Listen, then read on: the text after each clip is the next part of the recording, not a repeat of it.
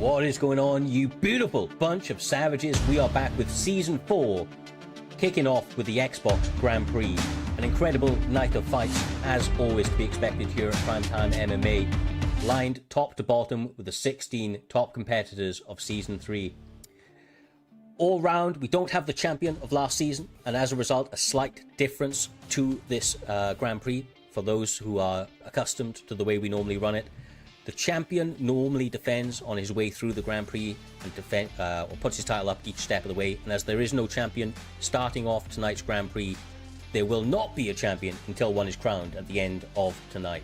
As you can see, left-hand side, we've got plenty of names all the way through. Same on the right-hand side. All these guys are going to have to battle through the pure gauntlet on the Xbox Grand Prix. Pure virtual violence to be expected. We're not going to waste any time here this evening. We are going to get straight into it as we have a nice, pretty large card here this evening to run these Grand Prix. They run a little bit longer than normal. So with the first fight we have, I always butcher his name, but Rex up against Legit Slayer. And calling the action, we have the one and fucking only J Dime back in the booth. And the little engine that could, Dr. Motherfucking Who. Let's do it, lads. I mean, we're back into it. I think this is... To bring attention to all the names you just were looking at, this honestly, a lot of them are newcomers. Rep's newcomer, Legit Slayer's a newcomer, Leech is a newcomer to this, Playboy Dinoa's a newcomer, Blink's a relatively newcomer, he's a big name, but still a newcomer. Viper, I don't think has been in one before, I could be wrong, and I think Beach may or may not have been, same with Viper. So, like, there's a good chunk of people in this GP who have never come on into this part and fought for the title. So it's going to make for a very interesting night of fight. See who actually has been showing up, especially towards the end of the era of the UFC. Absolutely. Yeah. And sorry to cut in there, Jay, but no, you're absolutely right. Tonight's card, we only have two guys that have previously won a GP, which is a little bit unique. That is Driz, FSK Driz, and the one and only Trixie. We've had a lot of guys, obviously, in and amongst the top of the division here this evening, which is why they're doing themselves a spot. But lots and lots of fresh blood for Season 4 to kick it off, and it leads to a lot of interest. You know, some people, when they come into the Grand Prix, they think that they have a foreshadowed winner, like the likes of Fagnator, obviously Naz is of the community, and etc. This time, I think there's a lot of new blood. Now, of course, people like Trixie and Driz probably going to be maybe at least at the beginning, favourites, but we've always seen dark horses come out and absolutely set pace in the Grand Prix in previous seasons. Kicking us off, these two guys, Legit Slayer on the left-hand side, J Dime Rep on the right-hand side. Peter Yan up against Cody Garbrandt to kick off here this evening. Yeah, and I like that new Peter Yan. It's crazy because I told you I've been playing this game recently, and I got that new Peter Yan, and every time I see him, I'm going to mirror match you every time. Every time, because I'm not going to even give you that advantage, Cyrus. No, he is he's a bit of a throwback. This is the Yan of old when he was an absolute wrecking machine. I haven't actually used him myself. I haven't bought him yet. I have been playing UFC 5 a bunch recently, and he does seem very powerful. I've had the misfortune of matching up against him a few times. Obviously, the Cody Garbrandt pick, though, this is also the alter ego pick that's very, very strong, incredibly quick hands, lots of power. Doesn't exactly have the chin to go with it, but he doesn't plan on getting hit very much here this evening, Doc. As you can see, a lot of lateral movement, trying to stick and move. Trying not to get into too much of a firefight. Yeah, the biggest issue when you fight someone like this, Peter Yan, is the fact you also see on his main pick in which he has 100 blocks. So it takes so many punches to get through that block, especially with someone like Cody, where you want a lot of your punches already going through that block. For a Legit Slayer, it's definitely the case of he's playing a more counter puncher style so far, trying to look for those slips and slides wherever he can get just to do the damage. But the thing is with Yan, again, though, is he someone who can just walk forward, take two shots, and then fire three back, even if it is from someone with 99 power like Cody Garbrandt here, Jay? Yeah, and the thing is, though, I was about to say, the thing is, as good as Peter Yan is, you don't want to be in a fire with Cody Garbrandt with that power. Even though Cody can't take a punch, he can give a hell of a damn punch, Cyrus. He can, bro. And if he's leading the dance, like Legit Slayer is here this evening, man, you're ice skating uphill for sure. You really got to be on your A game. You got to be trying to take charge. You cannot be playing second in a fight against Cody Garbrandt. letting him lead the dance is a fatal mistake for most people. The good thing, though, Doc, is that... Oh, fuck, never mind. I was going to say, Reps is a bit durable, and so is Puta Jan, but second rock so far. He has to really start getting on that bike and try to land some damage of his own, because right now it's almost one-way traffic after the early couple of rocks. Worst place to be against Cody Garbrandt. Yeah, down but not out is a deadly position. 2 knocks. I mean, he's getting good through the blocks. That rear hook is probably the play here if you're Jan. The jab, maybe a straight, and then trying to find something. It looks like Legit Slayer's kind of got the understanding that the third strike's going to be the one he wants to slip. So a head kick after a 1-2 might even be that. The rear hook again landing nicely, but again... Going to the second round, it's going to be the case he's going to recuperate, figure out where to go, because if Cody continues on this pace, it's going to be his fight to lose. Absolutely, man. Absolutely. Second round, starting off, I imagine it's going to lead exactly like the first round. No feeling out process or damage in the opening going. Good couple of shots there from Reps. And a nice little body rip from Legit Slayer. He's playing the long game right now after some early success, Jay, and money in the bank every body shot he lands. Yeah, I need Cody Garbrandt to counter the third. Oh, never. Hey, he already put him down. He didn't even have to. I was going to say counter the third shot, but he don't need to do that. He can just. Oh, that was lovely. Never mind. And that's where Cody Chin starts letting him down. Yeah, and once it's been cracked, it becomes so much more difficult with him. He's purely a hammer. He ain't a nail, bro. He can't fight on the other side of the equation. So now Legit Slayer has to be all over that defense. Can't allow himself to eat any more shots. Every single time he's going to get step back straight. Uppercut over there, just chaining off the slip. And look where the momentum is. Oh, no. And you cannot be right there. Oh my goodness, Cody pushed his way out. Oh my goodness. Oh my goodness, he made me over, guys. Hey, is this over? It's that guard, it's over. Fight of the night contention coming out on the first gate. Love that. That sets the tone for the card right there, because that's the first fight. If the first fight go like that, the rest of this card, the rest of the Grand Prix has to be good, Cyrus. Oh, 100%, brother. The primetime guarantee in full effect for Season 4 out of the gates here this evening. Look, I'll be honest with you. Cody Garbrandt, when he was pressed up against that cage, Jay, when he was right up against that cage and he was already getting rocked, I thought, fuck. For a Cody Garbrandt side, I thought he was about to get put to sleep. But he almost took the Sun's out fight out of it. Like, he just ducked to the side, threw that uppercut, bro, clocked him. And honestly, it was like all she wrote from then. No joke. Legit Slayer showing he's legit in the very first fight. Have to keep an eye out for him as it advances. We'll jump over to the card graphic now, and we should... Oh, wrong one. Stupid, Leon. As you can see, he advances, and we're going to be having Striking and Leech, or The Leech, up next. The winner of which will fight... no, it wasn't Reps, it was Legit Slayer. We'll be fighting Legit Slayer in the next round. Obviously, that'll be updated in a moment for the graphic, but Legit Slayer advances to the second leg of this Grand Prix. Up next, the Leech up against Striking. Now, J-Dime, this is a very, very intriguing fight. Both guys been around for some time and been doing some really good work, to be real with you. The kind of whole Striking been putting on an absolute kind of clinic in recent years, and if you don't know who the Leech is, he performs so freaking well. To be honest with you, I don't want to praise Leech too much, because every time I do, and he doesn't perform, he blames me. Right? He blames it's your fault. Yeah, it's for sure your fault. I've given him too much credit. I've made him out to be the boogeyman. Yeah, I think you're putting pressure on him. He underrepresents his game. He's a very, very good player, and when he's not in his own mind, he's an absolute wrecking machine. I think these two guys match up perfectly for an entertaining bout, and we're going to get to it, bro. I'm intrigued by this one. This was one of those fights that was, kind of had my eye on when we were leading up to it. And Leech answered this on short notice as well, Jay. I mean, just for full disclosure, Naz was scheduled to fight in this event. He was scheduled in this fight. He had to pull out. And the Leech, he was there. He was on it, bro. He was in the Discord server. He went, tag me in. Let me bang, bro. I think that's what he said. 5 minutes after, like he heard the Naz pull out. 5 minutes later, we both got acts from Leech asking for it. He's seen his opportunity. Listen, what they say, stay ready so you don't have to get ready. And he was already ready. And then here's the thing, though. You said about Leech, how he gets in his own head, Cyrus. But that's most people. we suffer more in our own mind than we do in reality. That's the thing. He has all the ability in the world, but can he put it together?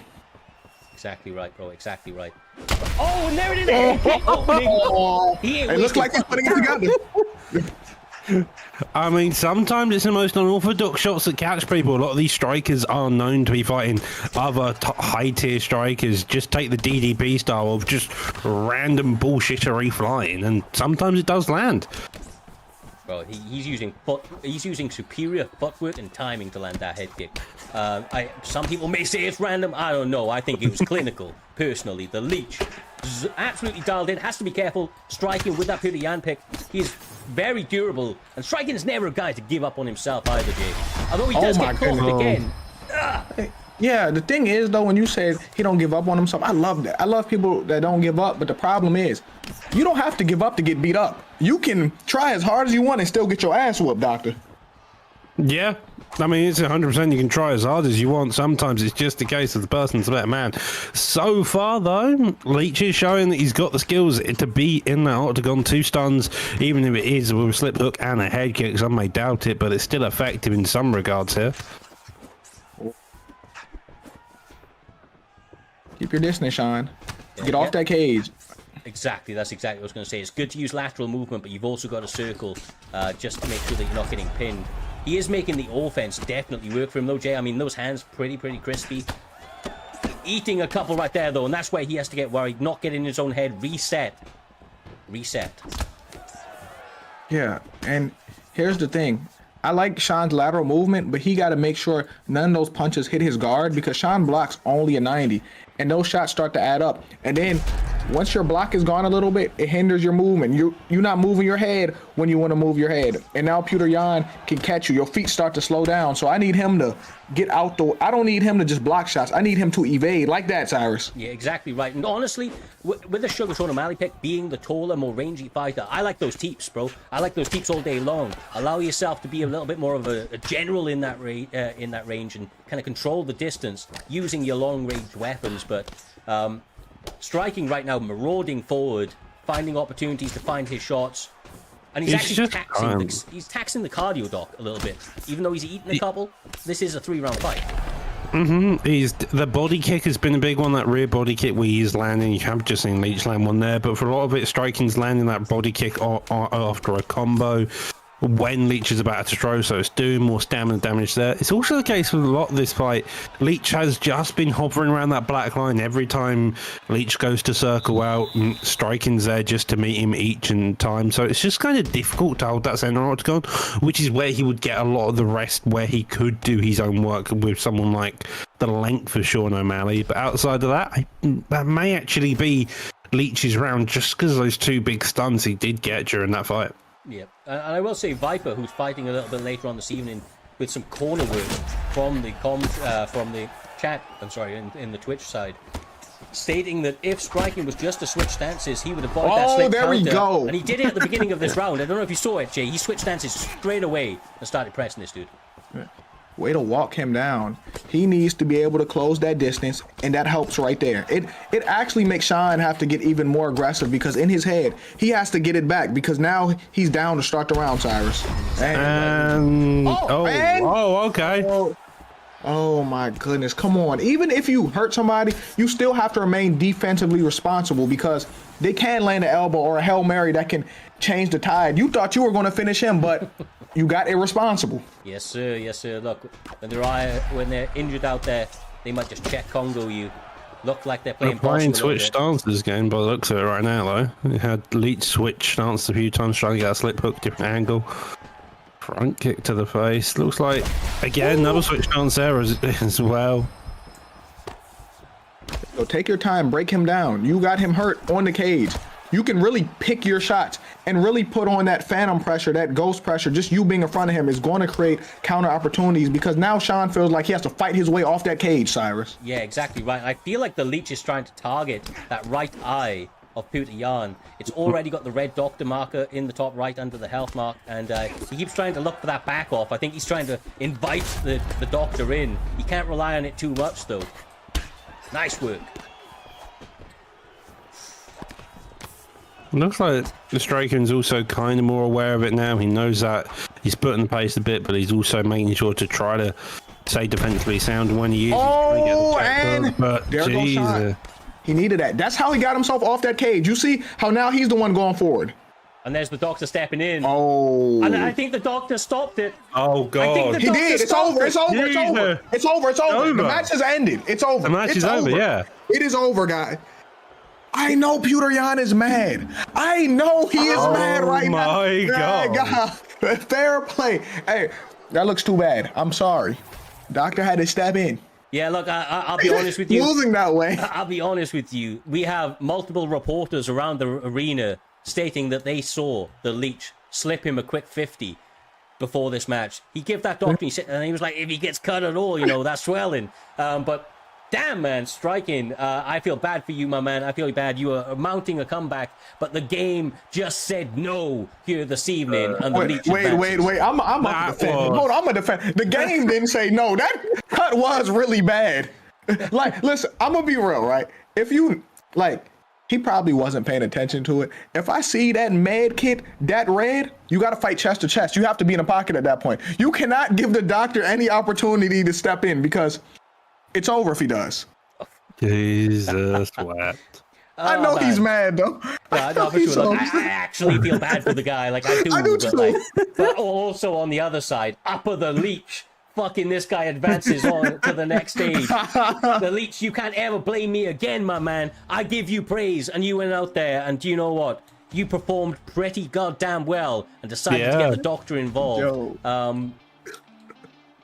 man. Look, I'm telling you, this primetime guarantee, it's in full effect. These guys are all delivering so far here this evening. As you can see, we're going to have Legit Slayer up against the Leech to kick off round 2 of the Grand Prix. Up next, though, we're going to have EK Warrior up against Denoa. This one right here, a former champion up against a very active competitor of last season. Denoa has fought a very, very high volume of the roster coming into this Grand Prix. I think that if he can get through EK Warrior, he will mark himself as the dark horse, the man to beat. This is a tough old fight. It is. I think Leech has marked himself as a dark horse personally. He's literally just beaten the guy who was consistently in the top 5. But that's it and all that. All right. So this is what I say, Cyrus. I'm not going to skip past what you said a few seconds ago. You said Playboy Denoa has fought basically everyone. You basically. Listen, you didn't say he win. You're basically calling him a punching bag. You said he has fought everybody. Don't twist my words. Don't twist my words out here. Doctor, you heard him say that. Don't pull the swaggy on me. I'm staying out of this. You can deal with it. Don't pull the fucking Roger on me. I ain't having it. I said this guy's fought the who's who. He's won a lot of them. Hold on, wait. Hey, hold on. I'm not skipping past that. Don't say it's the Swaggy or Roger. Don't forget who invented the flavor. Don't forget who started. Alright, I get it. J-Dam's on fire here this evening. I don't want that smoke. We're getting into the next one. It's got absolute fireworks written all over it. I think the violence is about to continue in fast effect. We're seeing similar picks. Of course, this is a singular weight class through each stage of the tournament. Each guys get a ban. Slight variations. We saw Sean O'Malley out last time, but the one thing that is on every single pick so far is that Peter Yan. And I'm being real now. Why the fuck ain't people banning this dude? The same way people don't ban Elias Taporia for some reason or Alex Pereira. People don't have brain Warrior cells. banned Sean and Playboy did no ban. There you go. So Sean O'Malley was banned.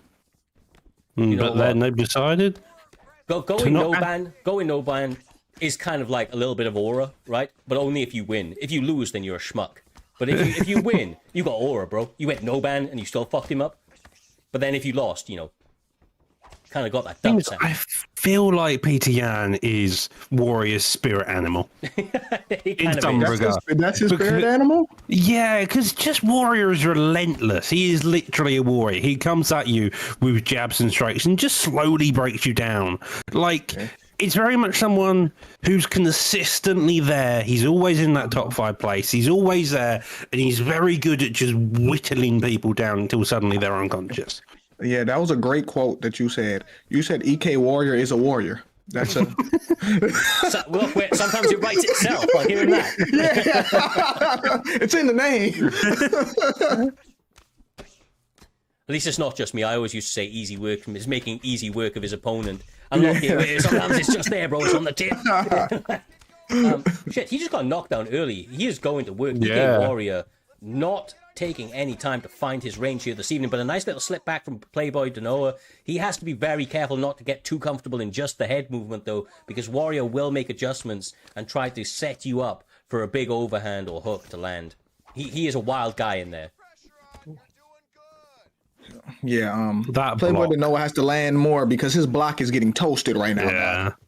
That block is, what, a jab straight away from getting murdered constantly, and like that's not good when you got to go over 100 block on the opposite side of the octagon, just winging shots you, even feeling so happy and firing one of the riskiest shots of an overhand, going pushing forward a bit there, taking a bit of control. But even when he's leading the fight, it just feels like Warrior's 2 steps ahead, and Playboy Bo is just trying his damnedest to stay on the site so far. I'll be real with you. I was gonna say, Oh, never mind. We'll come back to that. We'll come back what was to you that. gonna say?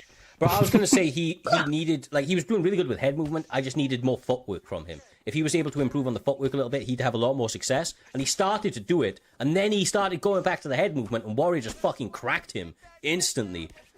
Like, I don't know, man. Like, it looks pretty, it looks smooth when you land some counters, but you can't be fishing for that and only that. Yeah, I need Cody Garbrandt to start slipping some. Start slipping some jabs. Because, like I said, I'm scared for his block right now. I'm scared. I'm terrified. Not only because of his block, it's because Cody chin with the combination of that. Yeah, exactly right. Exactly right. And let's be real, EK Warrior is the block-breaking machine of EK. As somebody put it in the chat a minute ago. What was it? Markel Kane? EK break that block? Yeah, he ain't wrong. Yeah. Like, he ain't wrong. He's the bang of EK. That's what he is. You know what I wish? Listen, I wish Roger was here to see it because he would have a lot of words to say about what's going on. It's his favorite fight style, bro. Breaking that block. Yeah. If you don't know, you know now. So what adjustments is Cody going to make? Realistically, right now, going in around 2, what is he going Shoot to a takedown. Do you know what, Doc? We've never agreed cartwheel more. kick. We've never agreed more. Cartwheel kick or shoot We're a desperate takedown. now. Okay, we're desperate now. We said shoot a takedown to start round 2. We're desperate for Cody right now. Bro, you gotta buy yourself time so that block survives. So your block is fucking cooked right now. Top mount 1, hopefully, to posture up, and he's done. You've got power in those hands. Hope that translates. There we go. That is what he needs. There we go. And everything. Put it countered off the after that. ball. There we go. Momentum now. He needed Cody's it. power. He just needs to keep this on. He needs to just keep the head tail flow, and then he can trade a bit more. But There he you just go. needs more jab straights. I think would benefit throw as well. some, Like, throw some straights too because you already heard him with the hook. Now no, he's just lift straight. accustomed to the hook. Throw it straight, man. Throw it straight. Yeah, the amount is like just he was. It may be double over. hooking. It may be over, guys. No. Oh, it's not. Oh, It's on the ground. Submission. I don't know. yeah. You wanted him on the ground if he was on top, not on bottom. Yeah, well, but maybe he can Damian Maya out of it. I don't know. You think he can Damian Maya out of this? That's what you believe right now. Bro, I've Isn't never really mainly a seen. grappler? I've never really seen Playboy Danoa really do it Oh on my the ground. gosh. Like he is a striker. That's the thing. Never really seen him my test down here. goodness. So it would be good to see what he's got in this realm. And honestly, I think the longer he can tie this up, the better for him. The reality. You that don't block- want to see this. Yeah. You don't want to see what he has down. You want to see his grappling on his terms. He's on his last legs right now. He's doing good. I mean, he's denying everything. He He's getting is the knife. That's defending going to him. equalize out He the may stamina a get little stood bit. up if he doesn't transition. I think it is going to get stood up at the rate we're going. He is defending himself well, though. All jokes aside, he is. If he can get a reversal, he better not separate straight away, bro. Like he better. Oh never mind. There- And we're separated. Yep. Here we go. Oh God. He had some success on This the feet. is worse than Playboy, Oh, arguably. He's taunted, bro. Like he's feeling it. He's trying to get into his head. He lands Oh a my couple goodness! combinations, Hold bro. on! Hold on! Oh. Is he gonna do it? Hold on! Is he gonna do it? Oh no. Oh no, he's not gonna do it. Uh-oh. Oh, we taunted. Hold I'm loving on. the taunts. Can't get carried away with it. And the body stunned. And EK Warrior knocked him out. And he knocked him out. Ow. Cold. Bro, I will say, right, I know it didn't go for him, but I fuck with the taunts heavy. Like, I think that was great. Just, I think, because it was getting into Warrior's head a little bit, it was making him go a little bit more aggressive, and if he didn't get rocked right there, he could have turned it to his advantage, but EK Warrior, man, like, he don't fucking miss. Like, when he starts throwing those paws, they're gonna land. They're finding a way. Listen, Cyrus, you said if he didn't land, if he didn't stun him, right, he would have won. You know what the problem with that is? He did. No. I'm gonna tell. The problem with that is, if my aunt had a penis, she'd be my uncle. Yeah. She would be, that's the problem with this. You ain't wrong. You ain't wrong, bro. You ain't wrong. Oh, that was the tough fight for Playboy. He was definitely not the betting favourite. He put on a fantastic performance, though. Yeah. It was a fun fight. 100%, man. Look, I actually rate Playboy Boa de Noah more after that fight than I did before it. Like, I like what I saw here this evening. I honestly feel like a bit more of a... Because, like, he obviously really likes the slips and counters. Like, that's obviously his thing. Yeah. I just want to see more, like... And I don't mean this to be disrespectful, but I want to see, like, defensive intelligence, Jay. That's what I want to see. I want to see defensive intelligence. Because slips and that all looks good, and it's all reaction times. But you've got to be able to use footwork. You've got to be able to use certain strikes to defend yourself, to take that pressure away. And I feel like those are the areas he was lacking. His offense, great. Slips were great. But, like, if that's all you got, somebody like EK Warrior is going to find a way to break that down. There has to be more layers to his game, basically. Yeah, I agree. And you will see now... Oh, wrong fucking one again. Damn it! You will see now that EK Warrior has advanced to the next stage, and we're going to see whether or not it is Blink or Greg stepping into the next one. I don't know in this one. Greg, aka Cleaning Tuba, has been putting in work, making his striking very well rounded, but he was always traditionally a grappler. And then, of course, Blink on the other side is a man with pure hands. Like, he's got absolutely exceptional skills with his striking. Very, very good at finding openings and getting finishing sequences. Could go either way. Could really go either way. But for my money, Jay, I feel like Cleaning Tuba, aka Greg, has to get a takedown to make this completely viable. So which one's Greg? My Cleaning Tuba's Greg, right? Cleaning Tuba is Greg. Okay. So Gregory versus Blink, right? Gregory versus Sonic is Cleaning Tuba. So that'd be Peter Yan. Okay, so Gregory. All right, Gregory people by their government names now. It's not actually his name. My goodness, here we go. Is it not? I genuinely thought it was. So where did we get Greg from? I just know that a bunch of people were calling him Greg, and it became a thing. So now he's Greg. Oh, he's Gregory to me now. Oh, yeah, I'll join you in Gregory. Yeah, that's his name now. Bro, he's standing there with his hands up, just taking shots on the block, not moving his head, not moving his feet. That's not a good sign, man. So Blink, like his Irish heritage would ensue, has always loved McGregor. O'Malley, good part is McGregor with kicks. So in this case, Sninku is in his element.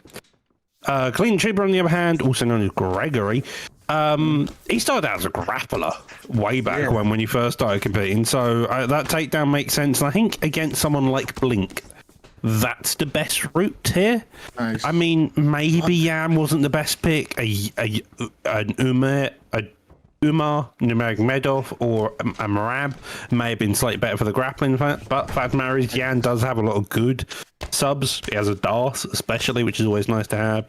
So that's options there as well, but he gets a clean sweep into mount, and here we go. Yeah, Clean Tuba, one of those dudes that, like, because he's so good on the ground, his pick doesn't really matter, and let's be real, Peter Yan does have some takedowns in his arsenal, and I think he's just going to go ground and pound. He was never really a submission artist, was Gregory. Well, this suddenly got in a lot more trouble.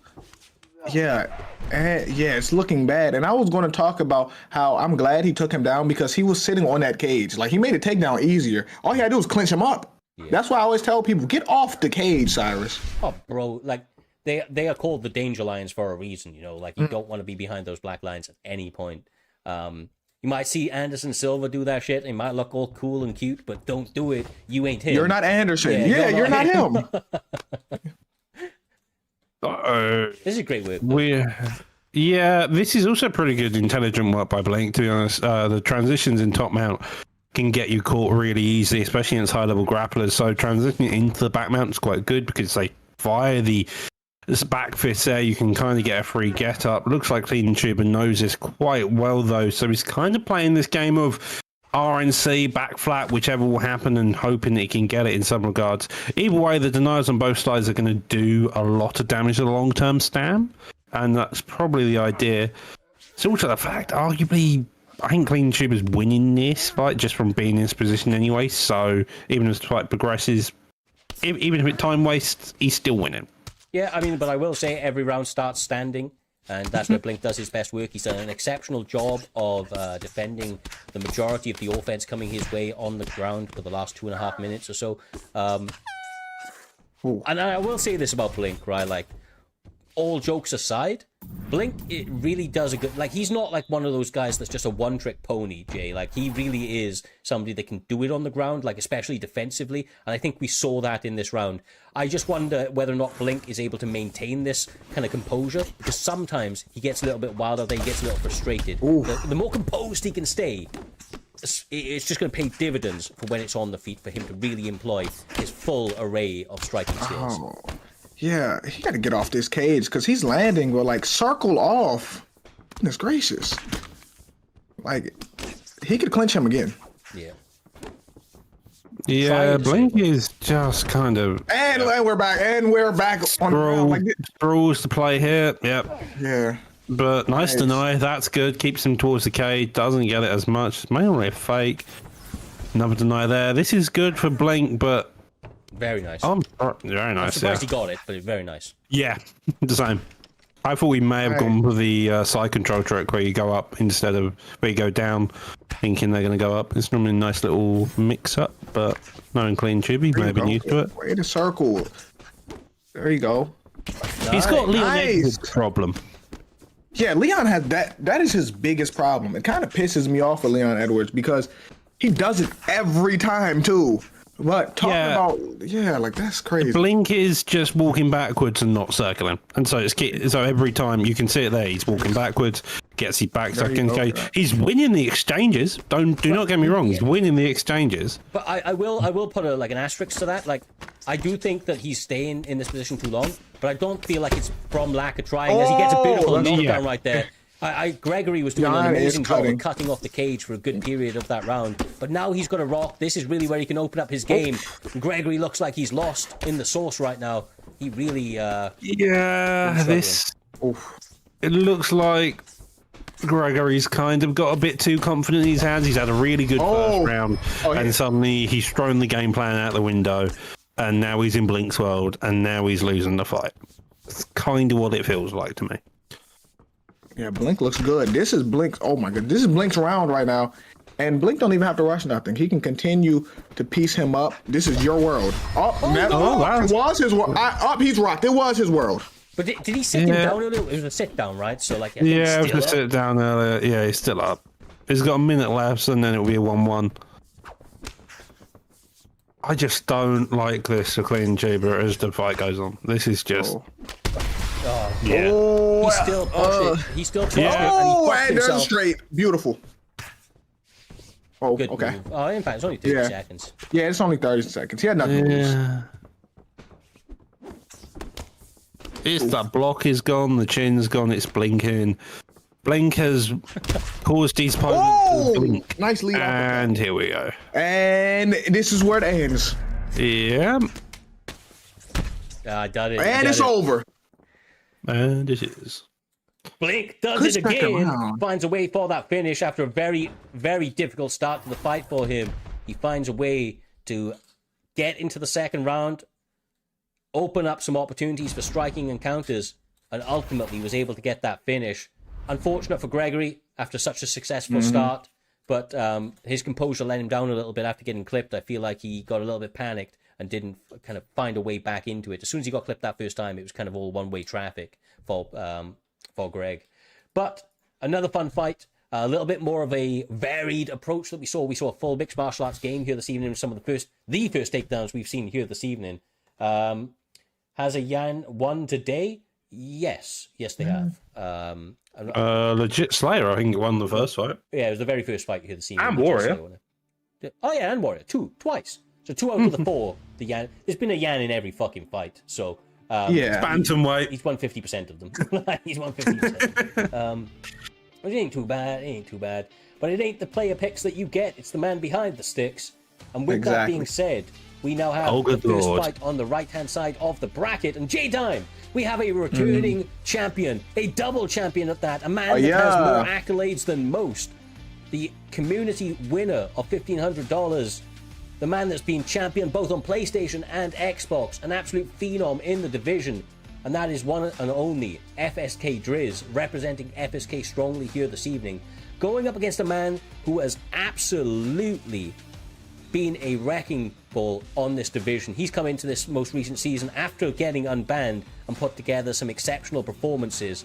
He has what is arguably one of the more tougher fights for the first leg, but he is here to prove people wrong here this evening. FSK Driz up against Jay Rilla. You know, Driz is one of my favorite fighters to watch. Like, you know, Driz is really good. Bro, he's exceptional, and both as a fighter and as a champion, he's great to deal with, bro. Like, this guy, he's one of my favorite champions to deal with for sure. Yeah, and here's the thing though. I think the pressure is on Driz because he's the former double champ. He's accomplished so much. He's essentially the favorite. Like, out this whole bracket, this whole Grand Prix, he's the favorite. Sometimes when you live in your own head, you put pressure on yourself. Like, I'm supposed to win that. Like, but as long as he's not in his own head and he fights his fight, it's going to be a good fight, a good performance. Yeah. I feel like for most people that may be a factor. I honestly believe that Driz is just built different. Ooh, nice. He rises to the occasion. I don't feel like he feels pressure like that. I feel like it only motivates him. If he doesn't win this fight, it's just because Jay Rilla was the better man on the night, in all honesty. But as you feel like when it comes, he hasn't lost a step, dog. He hasn't lost a step. I mean, as far as I'm aware, Driz's big enemy when he has come to fighting and competing in general has been his own sleep more than anything else. This man, I think, has missed several key fights just from being asleep. But outside of that, every time he gets into the octagon, he is a killer and fighting killers, and that can be said for Jay Rilla here. This is a man who's come back from the depths of being banned and just shown out like Blink has, and he's doing so far. He's putting on a pretty good performance here. Yeah, striking's his world, and Driz is going to be happy to accommodate that. Jay Rilla prefers to strike, Driz prefers to strike. Perfect dance partners. Who better to test your mettle against than the best in the game? That's what Jay Rilla's been trying to do his entire run since he's been back, and it's what Driz has been doing for season after season, as he has absolutely cemented himself as one of the best fighters in UFC 5. This is a very competitive fight right now on the feet. Like, I'm enjoying this. Lots of different strategic switches, Jay, between these guys, from the leg kicks to the head kick attempts. They're all setting stuff up between feints, going high, low, and in between. There's a lot to take in right now. Nice leg kick. This is a high-level chess match right now. I love what I'm seeing here. But a fight like this, it just takes one. It takes one for the person to take the momentum right now. It's who can make the first mistake. It's looking like Driz is wanting to get rid of the power a bit. He's not interested in dealing with the power of O'Malley. He wants to have that power advantage, and that's kind of where it's going. In terms of Stam, it looks like it's fairly even, maybe even slightly favoring O'Malley, but that is because that lead body hook is landing pretty consistently, and Driz looks like he's just putting a bit more output out there, but so far this is 50 seconds left. I have noticed, though, they have left it on 5 rounds. It ain't taking 5. I hope not. Well, I'm sure these guys know the score. It's a bow and one guy gets knocked out. Yeah. Scorecards, if it goes past 3. I'm hoping that's not the case. But like Jay said, in these types of fights where it's so highly technical, it's not like highly technical and then wasting time. These guys are absolutely finding heat seekers left, right, and center. It's only going to take one, and then I feel like it's a snowball. Jay Rilla, though, doing surprisingly well on the damage. So I like in the early going, Jay, like, Driz doing a good job of setting up some shots to the head and getting some damage in, but his major technique that was employed in that first round was the calf kick. He was setting up that calf kick, doing it very, very well, incredibly intelligently. And then on the flip side, Jay Riller a little bit more headhunting, couple of body roundhouses, but he's trying to more find a singular target for the damage he's putting out there.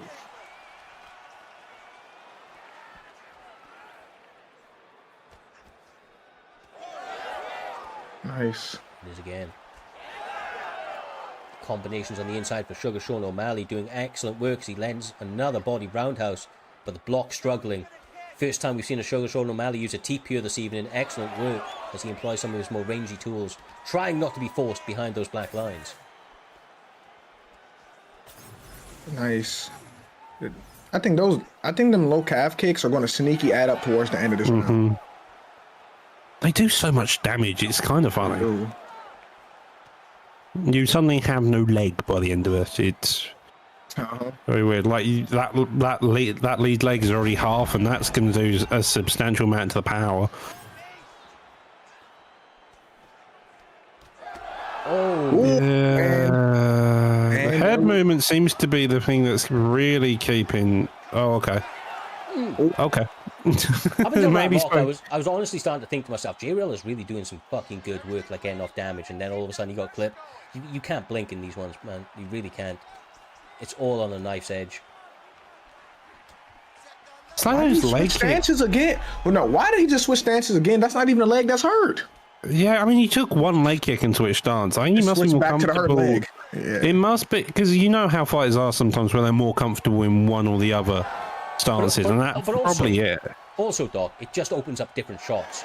Like when he's opening up the when he's going into southpaw, it's opening up the body roundhouse, and he's utilizing that very, very well.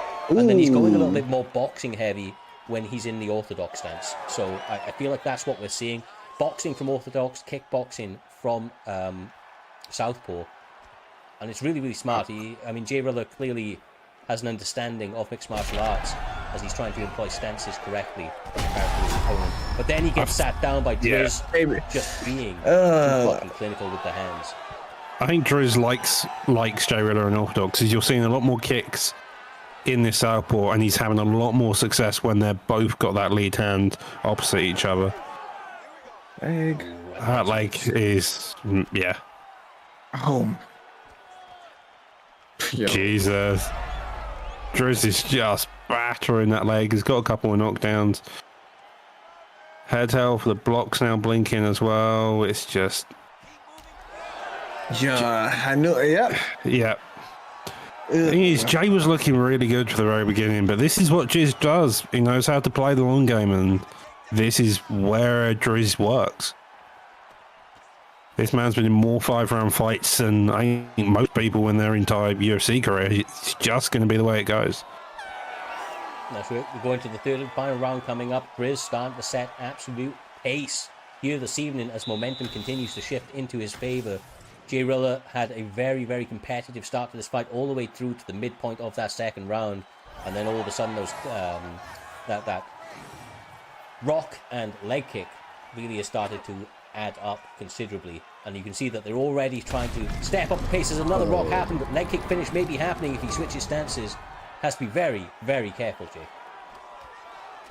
Yeah, I feel bad for Sean, because obviously he wants to be in southpaw for certain shots, but that's dead now, because that leg is done. So now he has to fight in a stance he don't want to fight in right now, and give up the advantages he thought he had from southpaw. Yeah, he's really looking for a Hail Mary as well right now. He doesn't have a choice. I mean, he's got the stamina to get something going, but he just needs to get an advantage and run with it. I say run with it, I mean sprint. Nice, there you go. He need a moment. Like, it was competitive early, but he hasn't had his moment. Like, he hasn't landed no big shot that's going to stun him or do anything. He hasn't found that yet. Oh, beautiful. Driz is really in his Driz right just now. Yeah, I mean, even when Driz is entering the pocket, but he's waiting a minute. Like, you can see him waiting a second when he enters in the pocket, because he knows he doesn't need to throw. He's not the person down right now. O'Malley is, and just being in that distance is going to make O'Malley want to throw something to try and get back. And there you go. Oh. It's... Oh my goodness. Oh. It's over. And no, still not Murder She Wrote just yet. 2 minutes left in the third round. He gave up that, but it kind of doesn't. Unless Sean is gonna, he said it doesn't mean much right now. That was a weird one to give up, I must admit. I don't think. I'm shocked Driz gave it to him. Bro, he gets a finishing mount. He has time. Oh, give up his back. He was going to be all over that, bro. There's no way he's getting back flat straight out the bat. Nope. Yeah, just gets that.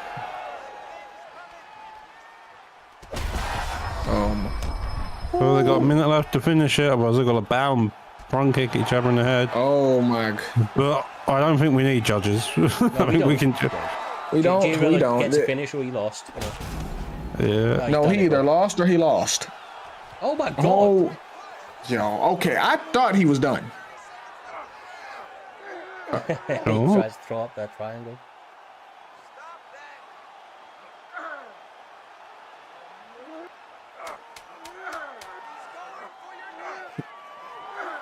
Decision. And that goes to a decision. Bro, That I is. made the distance, bro. That's all that matters, bro. Nigga, that's the win in my book, bro. Wait, what? Jay Rilla came on mic, sorry. I know you guys can't hear him. He was like, I went the distance. That's all. Oh, he know why he's here. He said he was here to survive. Well, like he did real good at the beginning. Would have been good to see a finish right there, but give us a little bow and kick so you can see the statistics. Let's just get the bow and the kick. Now, you ain't fighting this. No. Kick him in the face, bro. Oh my. Oh shit. And up. Here, no, yo, Send this. Grizz, Yeah, just send it. Just send it. I forgot. Yeah, he's left his hands down. All right, we're good. Yep, go. Thank goodness. Thank goodness. You know, I rate Jay Rilla. Obviously, love the way the fucking Grizz fights in the cage. Inside and out, he's an absolute gentleman.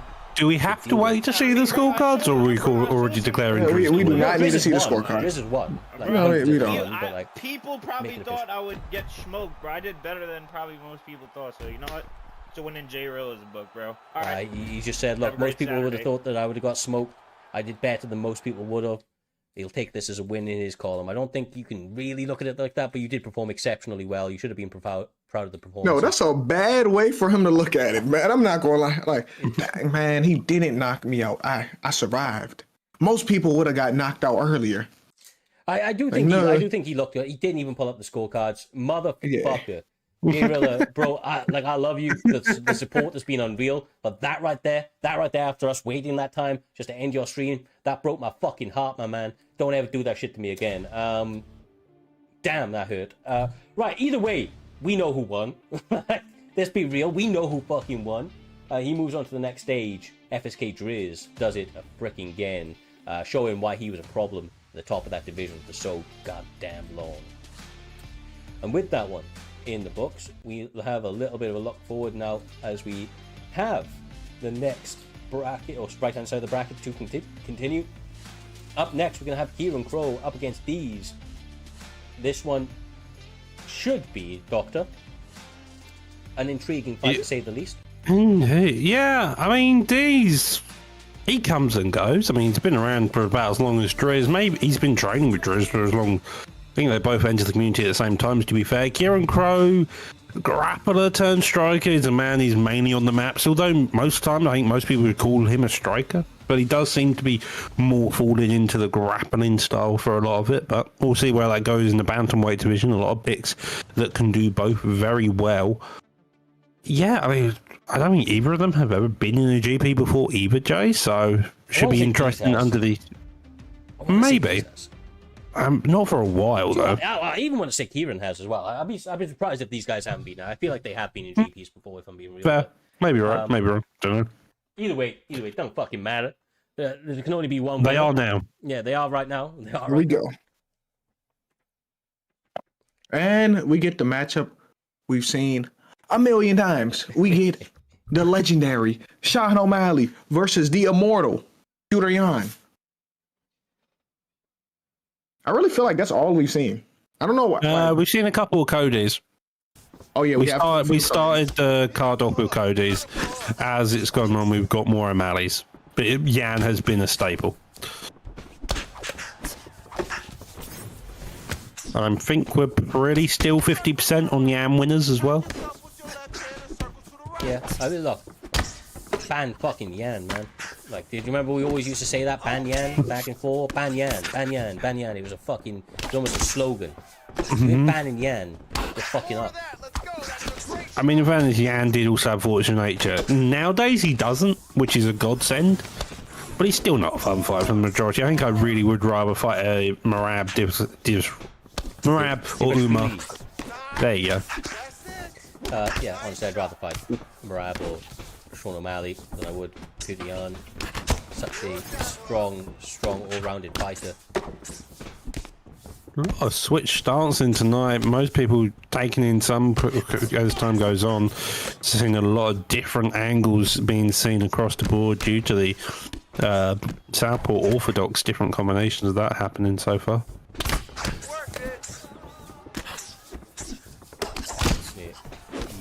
Yep. Oh god damn, man! Like this is I don't know. This feels like one of these fights where it's going to be pitter patter, a bit like with the D's and Joe Rilla fight, where it's going to be pitter patter until suddenly someone's stunned and unconscious for the most part. You just gotta have that moment. Everyone's looking for that moment. Then they're gonna go balls to the wall once they have that moment. Yeah. I think it's also the fact that neither can like keep each other against the black line. They're both fighting for that middle control, so it's just a lot of circling one another. Yan's pushing forward, but then again, suddenly O'Malley's in the middle again, and Yan's on the back foot. But then in a second, you're going to see the opposite. There you go. He takes octagon control. Kind of this back and forth mind where neither one has control. I think it's the first fight where you have kind of seen that a lot. A heavy footwork from Dezinho, showcasing that he obviously trains with some of the top pressure fighters in the game. Beautiful work, both by Peter Yan to keep up the pressure, but also for Dezinho to continue to minimise the effectiveness of that as he circles and circles, trying to find his opening. This is a really good high-level round right here, and like you said, Dezinho been training with killers his whole life, so oh, nice. That was a nice takedown. He should have got it. I don't care. He should have got that. That was well timed. I don't know how he denied that. Because the game has weird takedown denial windows. Like, the game just shouldn't. Sometimes. If your head is off that centre line and you do that type of takedown, you should probably get it. But nonetheless, good attempt by Crow. End of the round. And with that, I don't know who won that round. It's a close one. Good thing is, as to be expected, I don't think we're seeing a judge's scorecard. I think these guys continue to set pace here this evening. The lack of body work I've just noticed, just from the lack of any stamina damage. They were mainly just hunting their head and block it, it feels like. Yeah, it's one of those. Oh, there you go. And he ducked into the uppercut. But you're right about no body shots. They're just head hunting. They just want to go to war. That's it. But now Sean O'Malley has momentum now. Oh. Yeah, but it looks like Crow wants to get one back as soon as he can.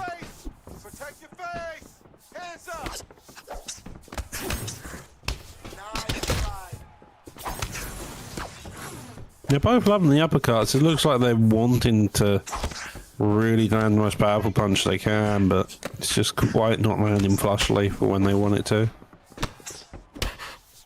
Oof. Oh, another uppercut.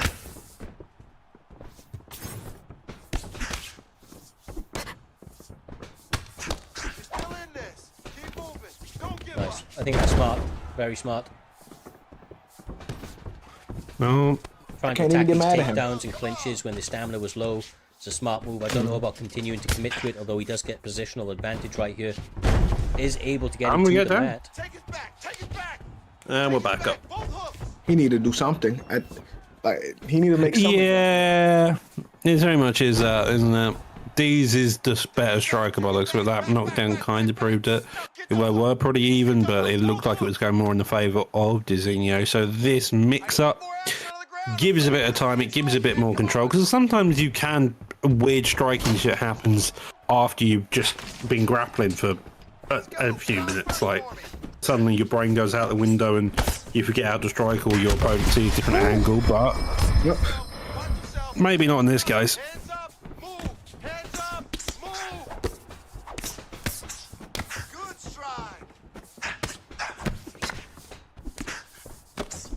Oh, bro. Everything connecting on the block or around it. Come on now. Let's move. Let's recompose. You've got to give him something to respect on the feet, or Dizinho's just going to continue to find a home. Let's go. Use your defense. Keep that left hand up. So close yet so far in some regards. That header blinking Oh the my block. Oh, goodness! what? Elbow from left field. Sat him down and put him out. That is Kieran Crowe sent to the land of wind and whispers as Dizinho picks up a massive knockout finish for round 1 of the Xbox Grand Prix. Only a matter of time. The way the fight was going ever since he stunned him, it was only a matter of time. That was a good performance because it started off real competitive, but he did what he had to do. And because of that, he's going to the next round. Absolutely. One knockdown, one stun in the total fight, and that was from Dizinho in that final round. Statistically, wasn't million miles apart. Both guys threw about the same, landed about the same. Who won that one? That was Dizinho, lucky. That was Dizinho. With that one in the bag, though, we now move onwards to the next. As you'll have a little look at the graphic here this evening, Dizinho advances. He will be fighting FSK Driz. I believe they're in the same camp. I don't know if Dizinho is no longer in FSK. I want to say he is. I'd be surprised if he's not. Those guys are going to be dueling it out to find out who moves to the semi-finals. As both guys have booked themselves an opportunity in the quarter. We now have JUFC stepping into the cage doctor up against Viper. An intriguing matchup between... Viper, correct me if I'm wrong, obviously he's been striking a lot more recently, but he used to have grappling in that back pocket. And JUFC, of course, somebody that absolutely breaks blocks and people's spirits with nothing but forward pressure and a marauding presence in that cage. If Viper can grapple, now is the time to use it. Yeah. Oh. Is it though? Against Is it? JUFC, bro, you want to let JUFC just walk you down. You don't think you should clinch this guy up, but just let him walk Jay's you like down? fought everybody. Like he's grappled everybody, and Viper's not a grappler for the most part. I love Viper dearly. I want him to win. Oh, trust hold me. on. This is Jay versus Yeah, Viper? this is Jay. This is Jay. Oh yeah. Please do. Listen, if you want to win, you have to stand your ground. You cannot let Jay just walk you down. Because I'm gonna be real. Yeah, Jay hold the center octagon, stick his back against the cage. He'll... Yeah, because Jay fights with no respect for his opponent. You have to make him respect you. Mm-hmm.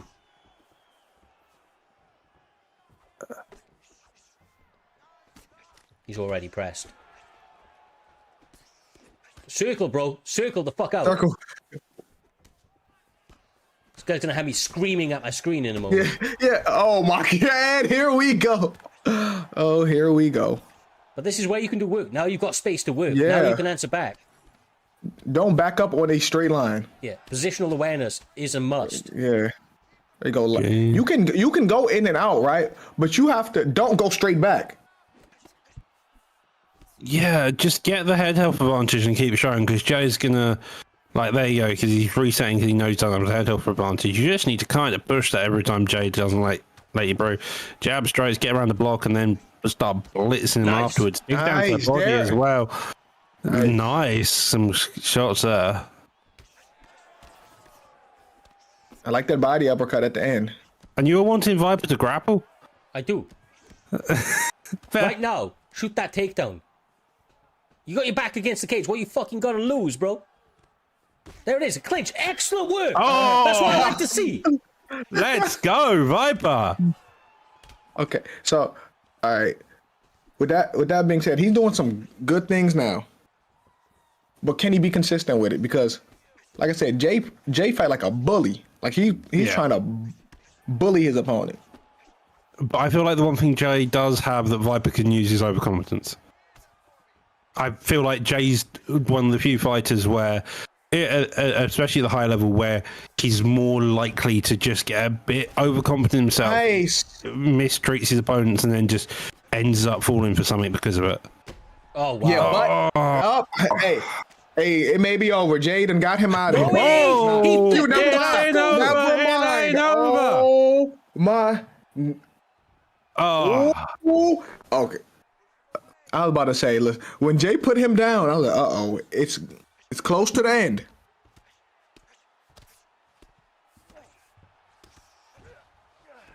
Oh, now he gets reversed.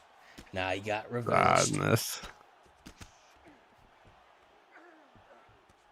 There ain't no way. Yeah. Oh, okay. This is a clever decision. I mean, even taking the body shots ain't too. I mean, it's not great.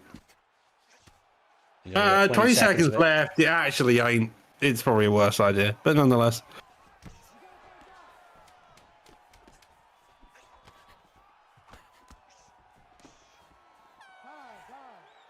Oh. Viper's shown some potential there. He's definitely down the round, but with that little slip clinch he had earlier, some of those beautiful combos, he's definitely still got the potential to come back in this fight to get the win. And honestly, I really hope he does.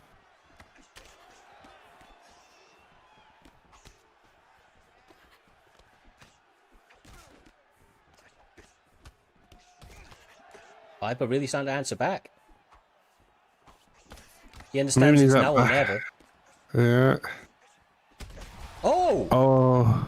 Oh, that's the momentum. He's doing good. Oh my God! Oh, can you get it? And he's using his aggression against him. Will he pull up the upset? Oh, I thought he was going to pull out the upset. He needs to get back up. Nice. Jay ain't letting him separate. No, that's lovely though.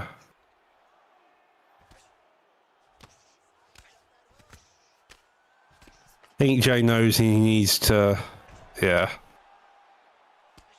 Get the reversal. He needs to turn something up.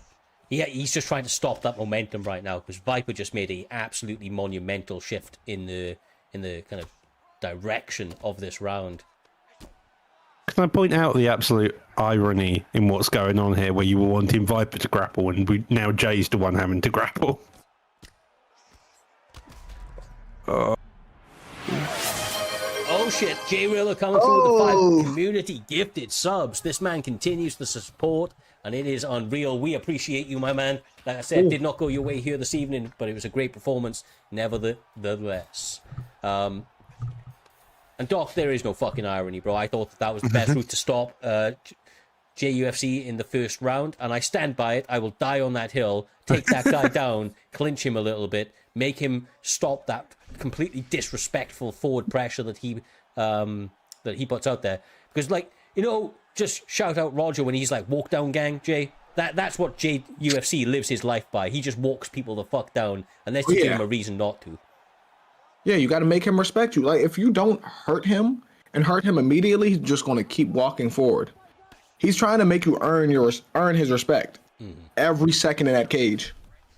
Ooh.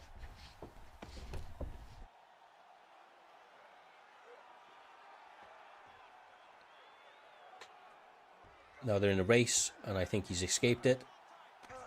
No, got that one. He got it. 35 seconds left. 20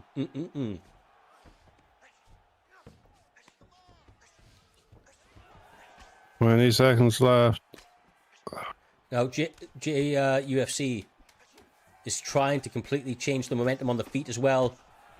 Oh. Viper cannot allow that to get into his mind, cannot allow him to get off the zone that he was in on the feet. He needs to completely wipe the takedown and the grappling out of his memory and completely remember what got him such success in that round. Because even though he got taken down, even though he got a submission synced in, that might still be his round. He had 2 big stuns and a knockdown. Yeah, 1-1, arguably going into the third and final round of this battle of wills. Jay the Marauding style Viper, the veteran who just won't give up. He got to go body off that counter. He's got to be careful of the uppercut though, because Jay's more likely to strike more than right. Oh my. Viper's got that dog in him. I'm going to agree with what you were saying at the very beginning. Viper needs... Oh, God. Viper needs to get... Oh, no.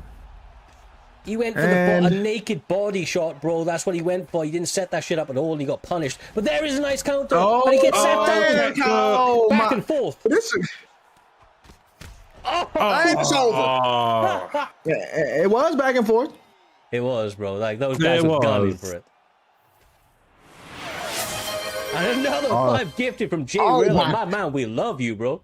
We appreciate it all, bro. We appreciate it all. Right on the knockout. He timed that shit. I know Jay Rilla timed that shit. He's a real supporter. Didn't want to distract from the finishing potential of that fight as these guys went back and forth. This guy keeping the hype train alive. He's got us to level 3 all on his own. My guy. My guy. Fuck, man. I'm kind of...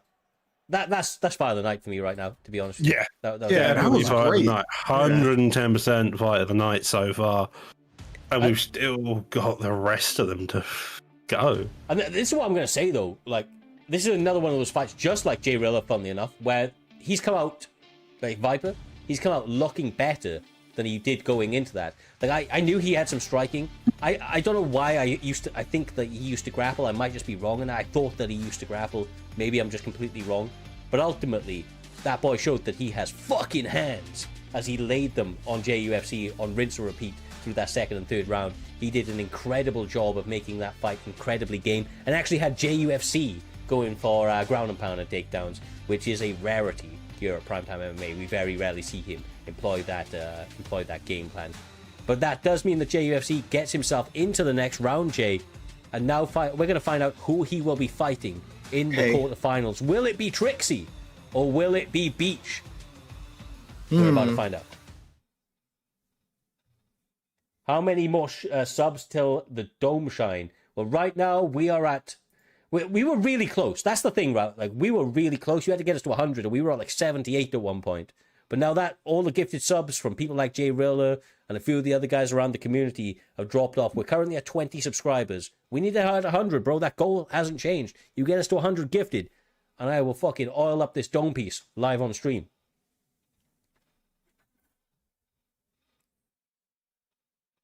Oh, we get... Is that Marab?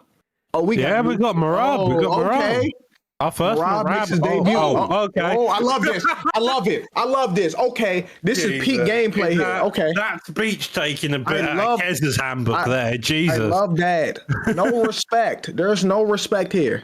Look, he is a fellow Welshman, is Owen Beach, and he will absolutely... He should have got kneed in the face just there, though. No, he's built different, bro. He shot through that knee. It didn't affect him at all. I felt like Beach must have been watching old fight footage of Trixie way back in the previous GP against Keza, where he got murdered by a front kick. But nonetheless, both of them engaging like insane people. Why are we training? Like, why? Why? The thing is, right, in this fight, Trixie is just clearly 100 times more clinical than Owen. And that's why Owen's come out here and just tried to make this a dogfight from the very get-going. He's trying to take technique out of it. He's trying to put pure will into this as a battle, trying to make it dirty. And I think that that's actually massively to his favor. Although he has got sat down already, it comes with its risks. This is actually the best route to success for him. Okay, I'm going to say this now. This is starting to look like it's possibly going to be the worst beatdown of the entire night. Don't you ever talk that disrespectfully. It's the worst beatdown. Yeah. And you know what? I'll be honest, I'm glad. Wow. You're glad? What did Owen ever do to you? The amount of just behind the scene palaver that's been going on. No, Owen Beach is a pillar of the community, and I will never hear anything less than that right there, Doctor. I don't know what personal drama you have with this man. I don't know how much you pay Trixie to try and put on a performance here this evening, but I will never hear you disrespect Owen ever again. Well, he's got the top position, so we'll see what he does. Jay Rilla giving that gifted subby to Fadnator as he didn't get one from the gifts. Fadnator, very appreciative, as he should be. My man. Oh.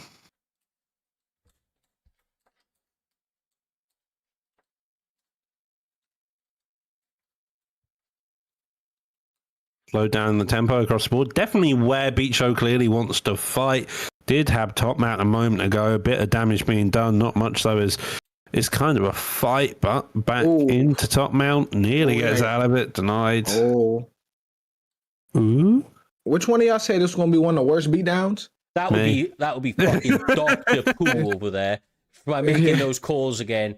I said, don't you ever disrespect Owen Beach. He will mount you and rain down holy hell, bro. Holy hell, scorched earth approach when he gets you to the ground.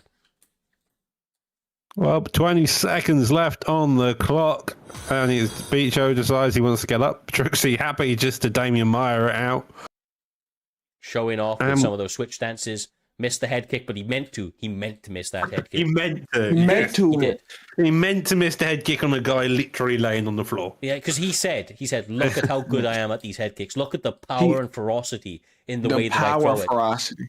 Yeah, bro, you know it, Jay. Don't let me just do a ballerina spin in the middle of the octagon. He did not do a pirouette, okay? That's not what he did. He threw a head kick.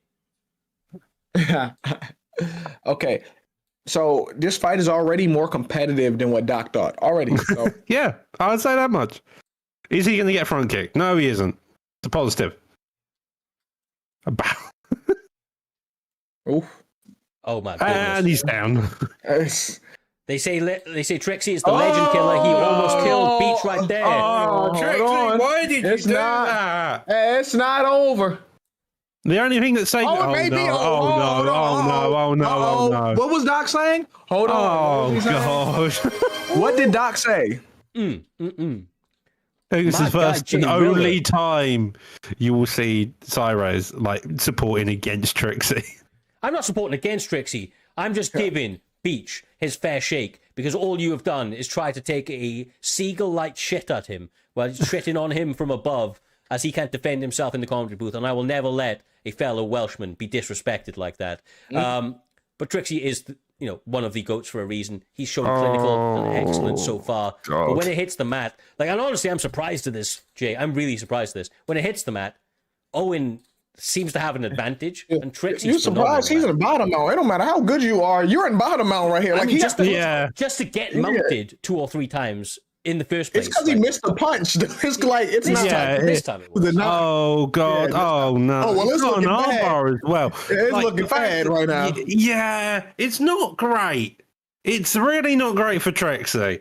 It definitely isn't the beatdown. Yeah, I know, Chad. I know. Don't need to keep. You know what can only make this better? If Swaggy was here. It's the only thing that can make it better. God. I think I might actually retire.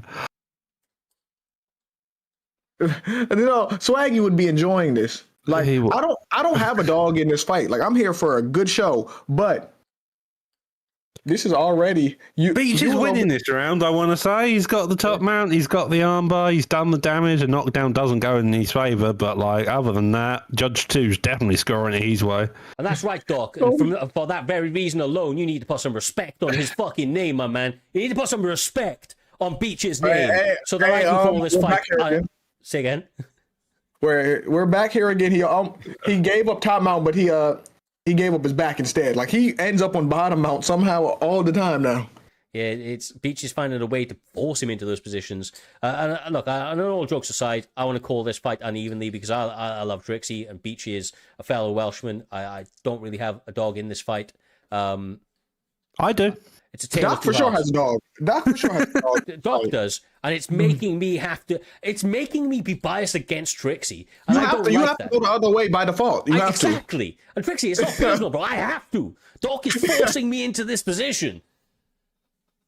Oh, hold on. Oh. Hey.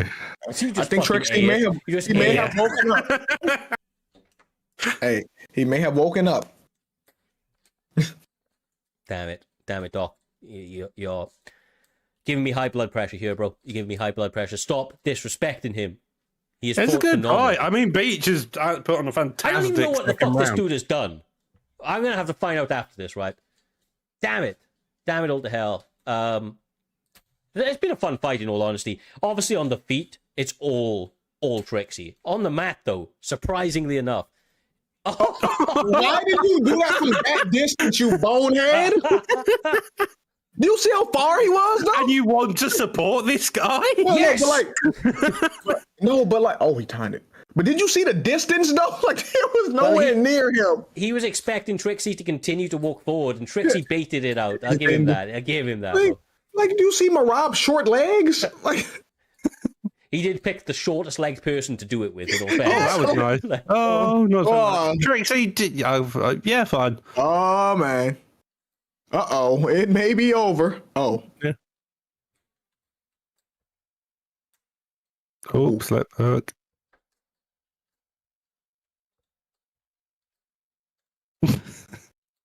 Some pit. Oh. Ooh, that was close. And he gets him with the uppercut. Trixie now trying to put the finishing touches on. Right down, initiated. Trying to scam this. It's not going to work. Trixie shooting his own takedown. This is how I wanted the Sean O'Malley versus Marab fight to look. This is how I wanted it to look. Right? Oh, okay. Ooh. Up, back on the ground. You know what? I mean, Yeah, it's one of those drop. weird ones where we haven't actually seen a lot of damage on the block. It's just been a lot of damage to the head. Trixie's got some well-timed it's shots. looking bad for Marab. It's looking bad, though. Some might say like a beatdown. Doc. He said, like a beat down. Oh. Oh, that's bad. That's real bad. Oh, that's real bad. Yeah. Oh my goodness. Do you know what? I'm going to jump in right now. Stop, Doc. Stop. I'm going to jump in right now. And I will say, Beach, I'm proud of you, my man. Pillar of the community. If you are muted in the Discord, you're getting unmuted. I don't care. I don't care what's said. You're a good dude. Trixie, on the other hand, one of the GOATs for a reason. Technically proficient here this evening. Did not get frustrated by the fake glove touches. Did not get frustrated by getting mounted more times in one night than he has in his entire career. I don't know what happened with that mount position. I don't know how Beach found it so often, but he did. And ultimately, Trixie found a way to get the victory. Great work. And let's leave it at that, Doc. I don't want to hear anything. He did have a really good round too. Let's leave it at something respectful, Doctor. Let's leave it at something respectful, okay? Let's not do this. Why am I always having to do this with somebody on commentary? Why am I always having to fight against? I ain't doing it. Great stuff. Fun fight. And do you know what that does? It brings an end to the first stage of tonight's Grand Prix. We are now going to be moving on to the quarterfinals. And my God, have these guys been setting pace here this evening. As we have a little look forward now, we have an absolutely incredible set of fights. Legit Slayer up against The Leech. EK Warrior up against Blink. FSK Drizz up against Dezinho. And JUFC up against BFAP Trixie. Killer's Row making it through to the quarterfinals already. And we will be getting straight into the next set. Legit Slayer, The Leech. Two guys that absolutely performed incredibly at the beginning. To say the absolute freaking least. Legit Slayer, exceptional performance, a very fun fight against a tricky opponent. And The Leech getting the Doctor to step in after bribing him. Him heavily prior to the fight. All seriousness, The Leech looked great up until that point anyway, but his opponent was mounting a comeback. He may have had to do that little payoff, but ultimately he got the win. It didn't matter. By hook or by crook, he got the victory. Old head kicks. You said oil up, my man. Is that what you just said? There are targets set for that shit, my brother. We are 78 away. Get those subbies coming! And this oiled head will be on stream. The oil's on standby, bro. The oil's on standby. It's been sitting there. Don't let that shit gather dust.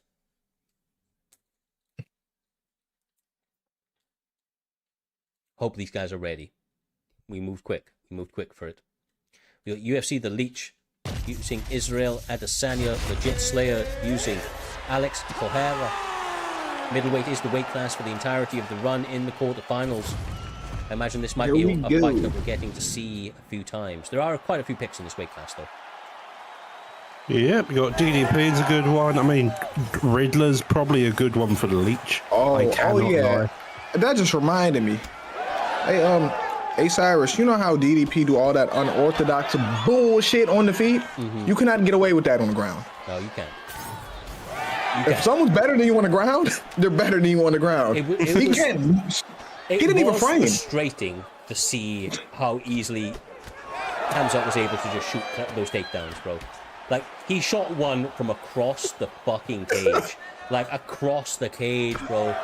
Well, don't get me wrong, would he have been able to do that and dump me on my head? Abso-freaking-lutely. Have I trained for a long time? Yes, but I'm half the guy's size.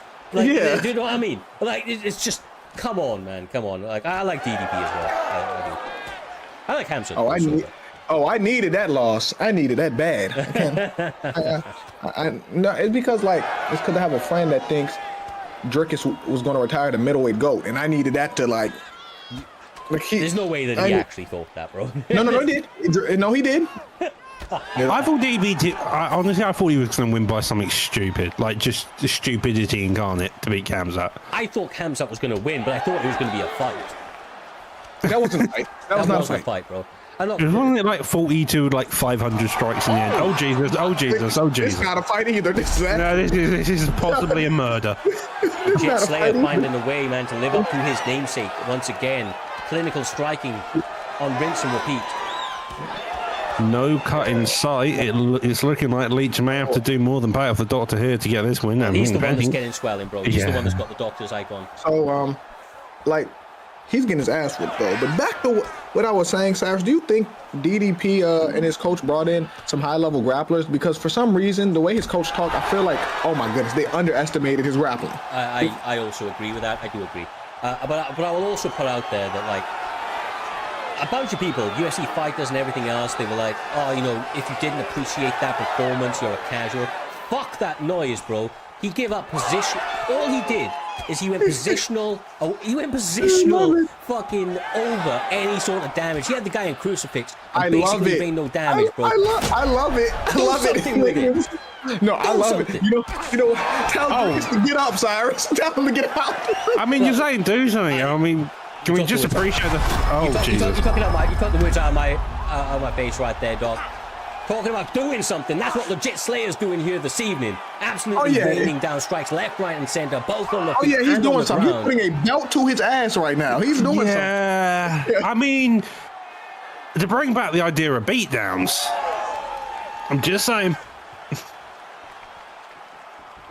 Looking like Leech may get doctor stoppage if he's not careful here. I love Legit Slayers trying to get him to stand back up or to get the doctor back in. He's like, okay, gonna get you some of your own treatment. The doctor's coming in any moment now. If the Leech is on both the receiving end of a doctor stoppage going in his favor and against him in back-to-back fights, that would be freaking hilarious. I might just give him an award, just name it Doctor of the Night. Oh, he whips that head kick. He's trying. I now kind of want Player to get a doctor stoppage. He's trying. I think he's just trying to murder the body. I think he's trying to murder him in general. This is true. He's trying to Alex Pereira it. Own hands completely. It's doing effective. Leech is struggling to really get any type of grasp going. So, Cyrus. What belt is DDP in Jiu-Jitsu? What? Well, I really think Drickus is just a strong guy who think he can power his way through stuff. He's probably a blue belt, to be honest. Yeah. He can't be above that, but I don't know. Alex Pereira is a black belt. How's he still alive? not all black belts are equal, my friend. That is true, and all people don't deserve that black belt. Oh, Oh my okay. goodness! It's Talking so about black belts, legit Slayer is a black belt with those hands. Yeah, oh, yeah, he put a black belt through his ass. It's over. That wasn't competitive. That was an ass whooping. Beautiful work. Legit Slayer, man. We talked a lot of shit about Drickus and DDP, but I will say that was a sensational performance. Maybe his best performance in primetime so far. We speak about people who are dark horses. This guy is it. He's the guy to be watching right now. So far, exceptional performances, start to finish. I look forward to seeing what he's able to do against the next one. Will he be going up against either Warrior or Blink? Both of those fights are fun ones for him. I tell you that. Both of them are fun ones. Ladies and gentlemen, referee Wade Dean has called a stop to this contest at 1 minute, 51 seconds. God damn, man. Legit Slayer, I'm really rating this guy. I like what he's bringing to the table. Yeah, it looked like he smacked Leech with a table. That's what it looked like. That was really bad. Like, I know I was talking about Hamzat and Drickus, but that was an ass whooping. Like, I don't know, man. Leech, I love you, but don't ever fight him again. He needed a doctor's stoppage and he couldn't find a cut. That's what it was. Damn, man. I tell you what, we'll take a quick look at the bracket as these next guys get ready. That fight went quickly, and they were not quite prepared to be, getting into that fight so quickly. So, as you see on the graphic now, although it slowly loaded in, we're going to have EK Warrior up against Blink next one for the next fight. Should be a very, very fun fight. Two strikers that really like to go to work. I would say that Blink is more conventionally somebody that will counter-strike if given the opportunity, although he definitely has the ability to forward press as well. EK Warrior, on the other hand, definitely somebody who likes to lead the dance in the striking routine, likes that forward pressure, likes his combinations. Then FSK Driz up against Azinho, either current or former teammates, and honestly able to do it absolutely everywhere. And JUFC against Trixie. I mean, look, the competition is at a very high right now. These guys all have serious ability to win tonight's card. I'd say the dark horse of the entire evening is Legit Slayer, but it goes without saying, if you've been watching from the beginning, this guy has the skills to really punch his ticket here this evening if he's able to continue to perform like he has been over the last two. Damn, man, damn. What did Leech say? Lad, that guy's a serious problem. I just had to pick my jaw up off Rosie. I like it. I like it, Leech. You are a gentleman and a scholar, Leech. You will be back better than ever, my friend. As we step into the next one, these guys are ready. I don't know about that one. What, a gentleman and a scholar? No. The better than ever. You know when you take a certain level of ass whooping, you're never the same. It takes years off your career. It was one of those ass whoopings, like a Tony Ferguson versus Justin Gaethje. Like, it was that. I'll agree, although I don't know if there has been scientific and empirical evidence that playing the game will also result in CTE. Although a lot of the community does act like you get CTE from taking a loss, I don't know if that's actually. Listen, Cyrus, I agree with you, but I think he got punched hard enough where he actually felt them punches.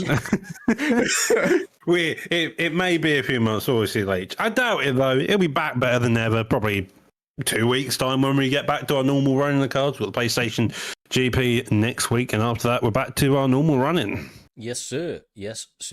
Well, without further ado, these guys getting to press pause. Getting to it very, very quickly. Blink on the left-hand side up against EK Warrior using Anderson Silva. These guys very, very rarely need a feeling out process. All hands, all day. And a head kick landed at least with the knee. Oof. Oh, beautiful. Oh, that's a hell of a start to the fight. Don't get Yeah, it is. Now, this is going to be the fun part because of Blink against another proper striker is where it starts to get interesting because Blink is a fantastic striker. But I don't think I've ever seen him actually go against a striker and face difficulty outside of maybe like some really good guys, which everybody always says it's difficult with. Warrior's one of those ones where there's a few tricks to the trade that you can definitely beat him, but you have to know kind of the inside scoop, it feels like, when it comes to beating him. Now the question is, does Blink know those inside bits, or would he end up suffering? And it looks like he may end up suffering here, Joe. A bad start, to say the least, but it's not the end of this. But he has to make him respect him. Like he has to fight off this cage, because it's not looking good, Cyrus. I agree. Like I don't think it's a terrible start. I think obviously there's clearly somebody gaining momentum, and that's EK Warrior. But exactly like that, that's how you. Pulling a counter, bro. It takes one until you're really taking some monumental damage. Just getting clipped a few times as you're trying to find your rhythm. That ain't the end of the world. And that's what Blink was doing right there. He took a couple to find his rhythm, and now he landed a counter. He's the guy that's playing, second fiddle here. He's more of the counter striker. EK Warrior is always the guy that's going to find his footing in the early going. Yeah, it's about who can perform to the best over the course of the 3-round fight. There, J-Dime. Not just about who gets that opening 30 to 45 seconds.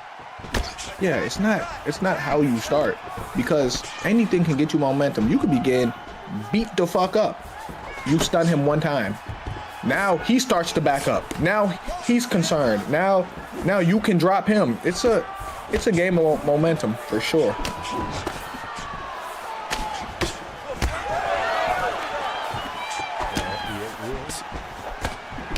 30 seconds left on the clock. Anderson Silva seemed like a better pick here.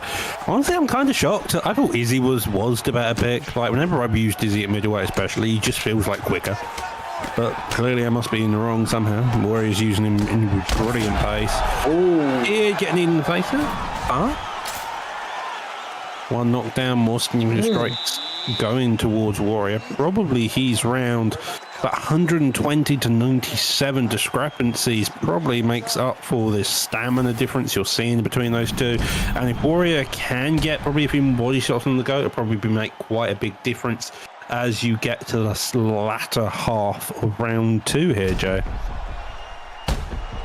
Yeah, and I like that Blink, he needed that stun because he got momentum going into this second round, even though he started the first round horrible.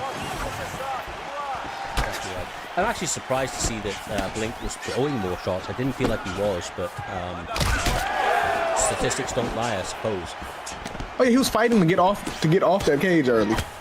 That's true. I mean, he was definitely throwing. I just didn't think he was throwing more, you know. But either way, oh my goodness, left hand lands. This is where EK Warrior does his best work. Nice defense. Don't. Blink with a stutter step again, just finding a way to get sneaky damage in. Definitely playing with fire, though. He got overhand from his ankle.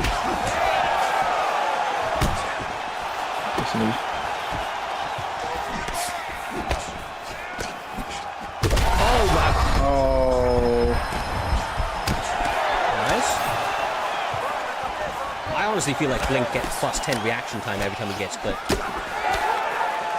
Yeah, that's a good and a bad thing because it wakes him up. But the bad part is, how many times can you get stunned before you get put out? Yeah, imagine this guy was completely awake before getting clipped. No! I thought that was game. Jesus! No. I don't know how we didn't get a rock there. Warrior scaring the life out of us, though. A half a second too late. He took that counter window away. God, Warrior scaring the life out of Cyrus, that's supposed to be game, Cyrus. Yeah, when you duck a head kick. That's checkmate right there, bro. That's checkmate. Oh my goodness. It really is. And yet this game decides it's not. That could be the difference between winning and losing right now. That's the crazy thing. Oh my. The stun there. There you go. The stam's now going massively in the fight with Warrior. Uh-oh.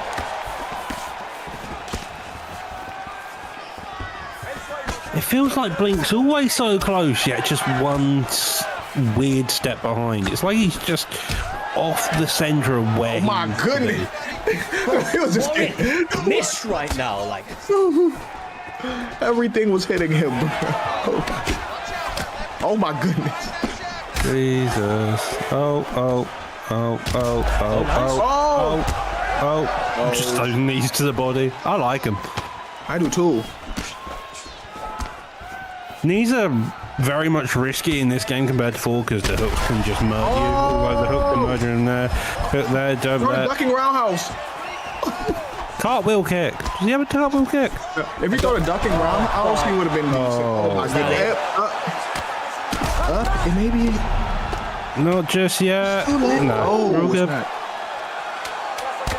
10 seconds left and we go into the third round. I think it's 2-up Warrior. I think it's 2-up. It's a good fight.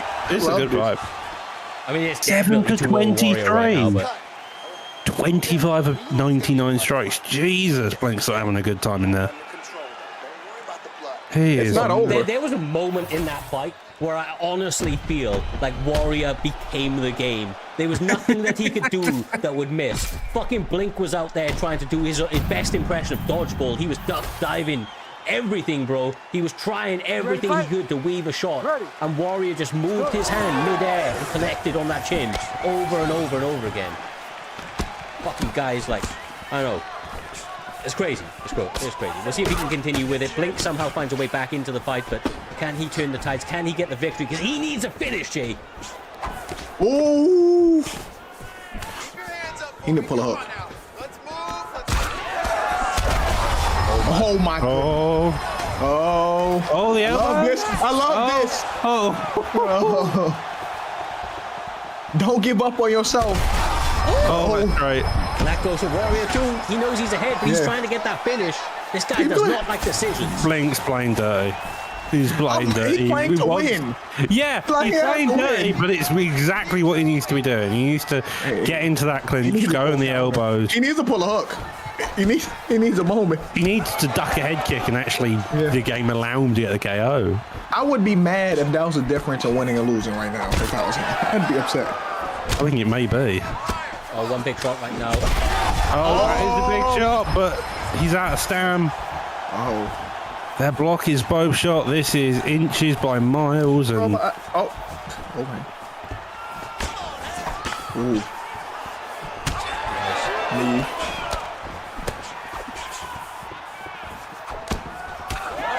Oh my God, he got the game. He gonna come. He may do it. He may Even more do lives than it. Steve. Oh, he's not. He may not do it. He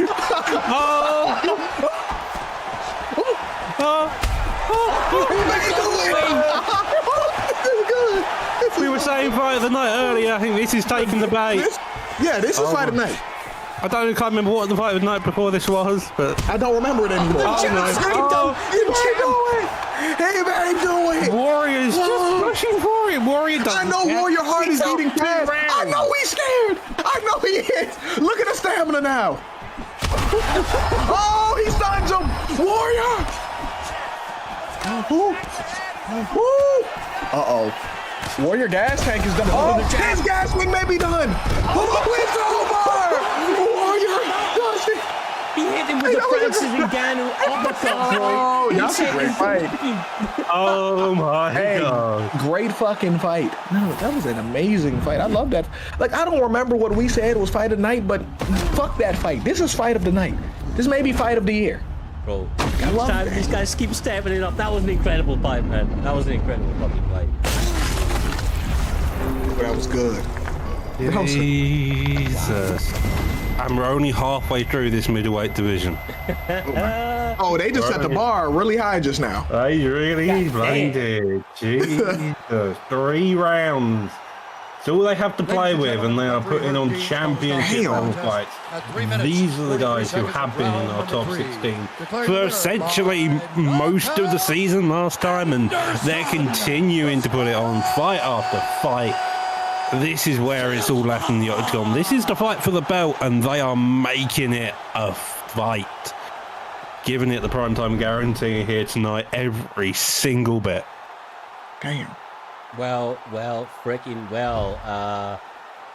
Look, let's be real. The next fight is going to be hard to live up to it, but I say it's going to be hard to live up to it if there was ever two competitors that could, it is going to be between FSK Driz and FSK Dezinho, two campmates, frenemies, if you will. Oh, I love that. They know what's up, bro. They know each other's style. They've both been at the top of the game for a long time. Obviously, there are more fucking man. Driz has more accolades than most people have fights in the community. Like he's a menace, and Dezinho's been there every step of the way. He's been one of the main training partners over at FSK for what feels like an eternity. I know that this one is going to be an absolute fucking barn burner. Can barely speak after that last fight. Fuck, bro. It's got me. It's got my brain turned into mush. Golly. Fuck. Okay, Driz, Dezinho, let's get to it. I think these guys are ready. Okay. Got an advert for something called Extraordinary. And that's exactly what this fight's about to be. Okay, here you go. There's the button I was looking for. We're getting Alex Pereira up against Anderson Silva. Anderson Part 2.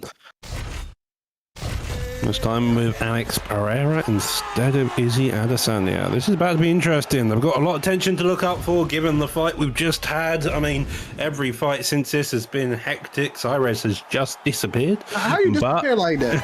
my camera's not meant to go off. I'll be real with you. It was not meant to go off. I was like, how did you do that? Nice.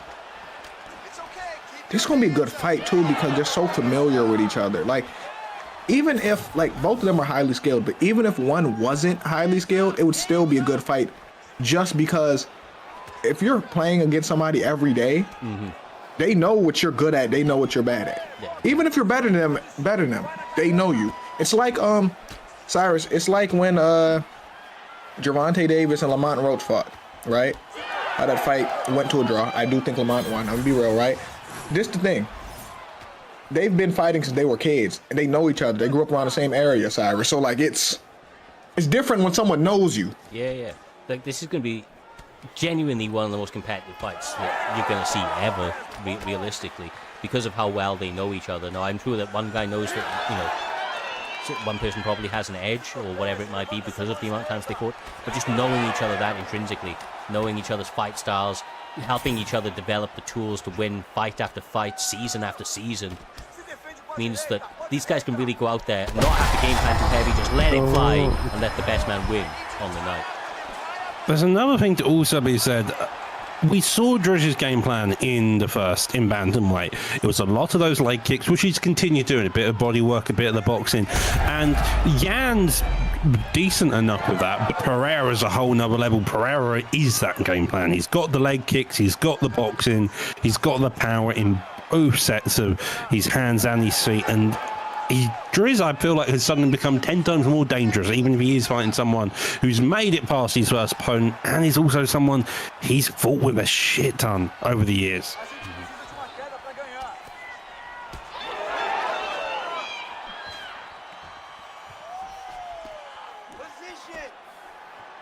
I love the feints, the hesitance to throw certain shots because of how familiar they are, Cyrus. Yeah, exactly right. And they also know each other's favourite shots, so little feints on some of their most favourite shots, just trying to get bites and reads. But these guys are, out of all of the competitors here this evening, in this particular matchup, this is the one where they get to truly live in the moment.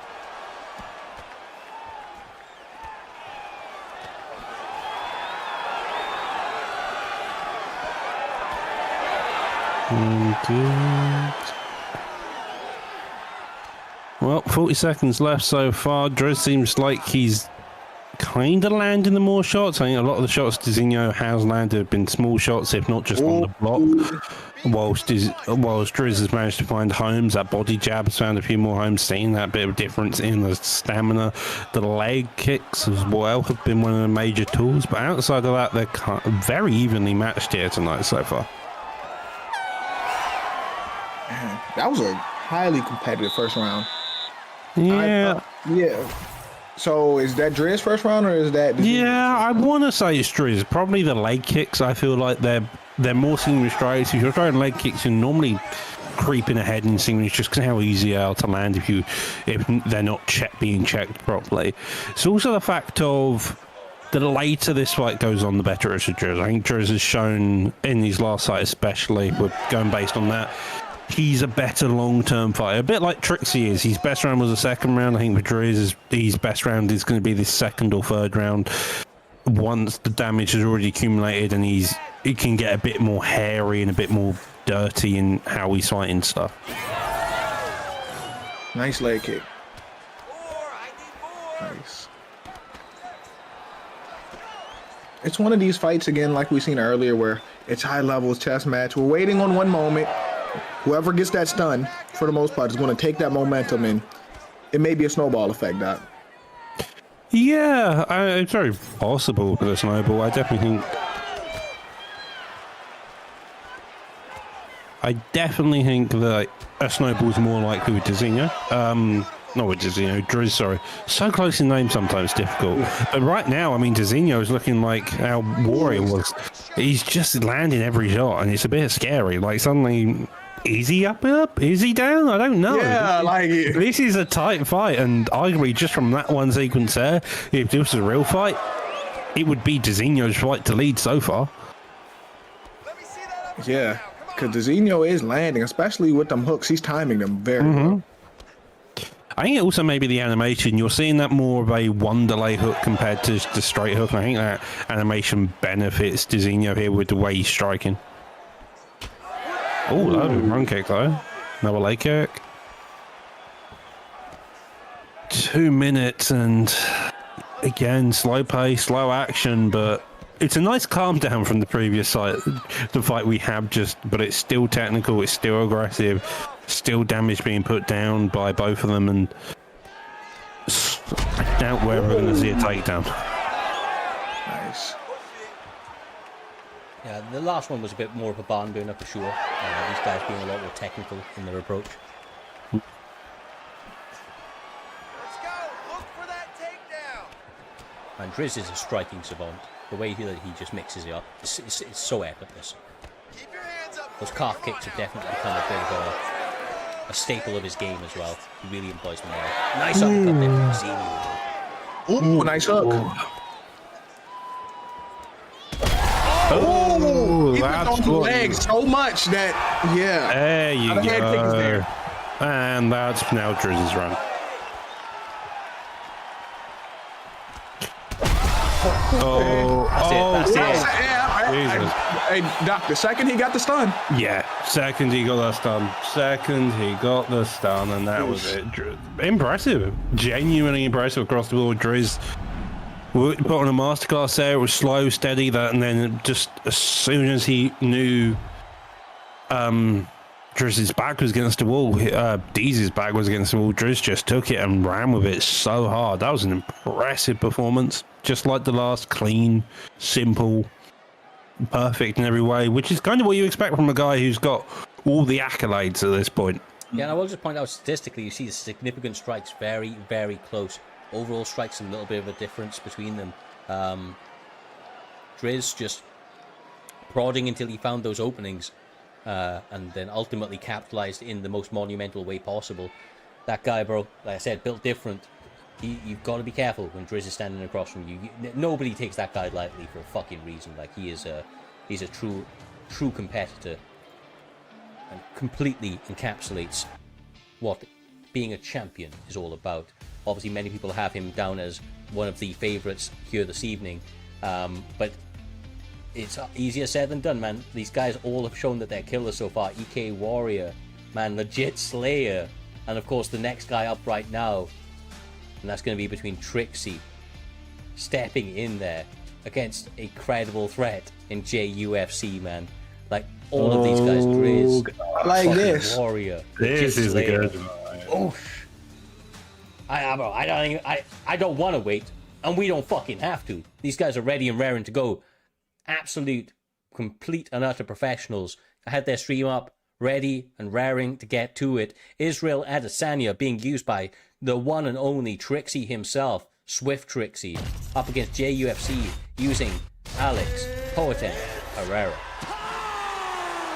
Does this make it out the first round? I don't never say know. never. Never say never, bro. Never say never. Oh, yeah, but I don't think it does. There's a See, the thing chance. is, I just think that Trixie's too technical to be completely bum rushed in the round. I hear what you're saying. Right. I didn't say Trixie's going to be the one to lose either. I just think this fight is going to start fast. Oh, And yeah. For sure. Yeah. Fights don't start any other way with JUFC's. yeah. Look. Well, he's already in behind that black line. He's already pushing forwards. He's checked one kick and he's landed another of his own. Oh, So there we go. Right off that cage. Oh my goodness. Oh, man. You said, Cyrus, what did you say a second I ago? stand by it, bro. I stand by it. Oh, we've got grappling. It's just Looking like Jay's been watching the previous fights and going, okay, let's give grappling a try. Let's see if I can get him out. He said, And we're up. and we're up. And we're up. He said, no. Trixie said, not again.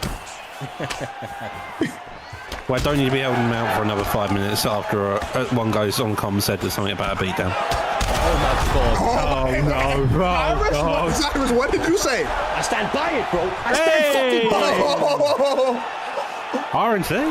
Ooh. Did I say that either guy's going to come out here and get a flawless victory? No, I fucking didn't. I said I don't think this is happening. Hold on. in a He can round. get a sub attempt. Hold on, he can get a sub attempt here. No, they went from Both Mount. guys durable.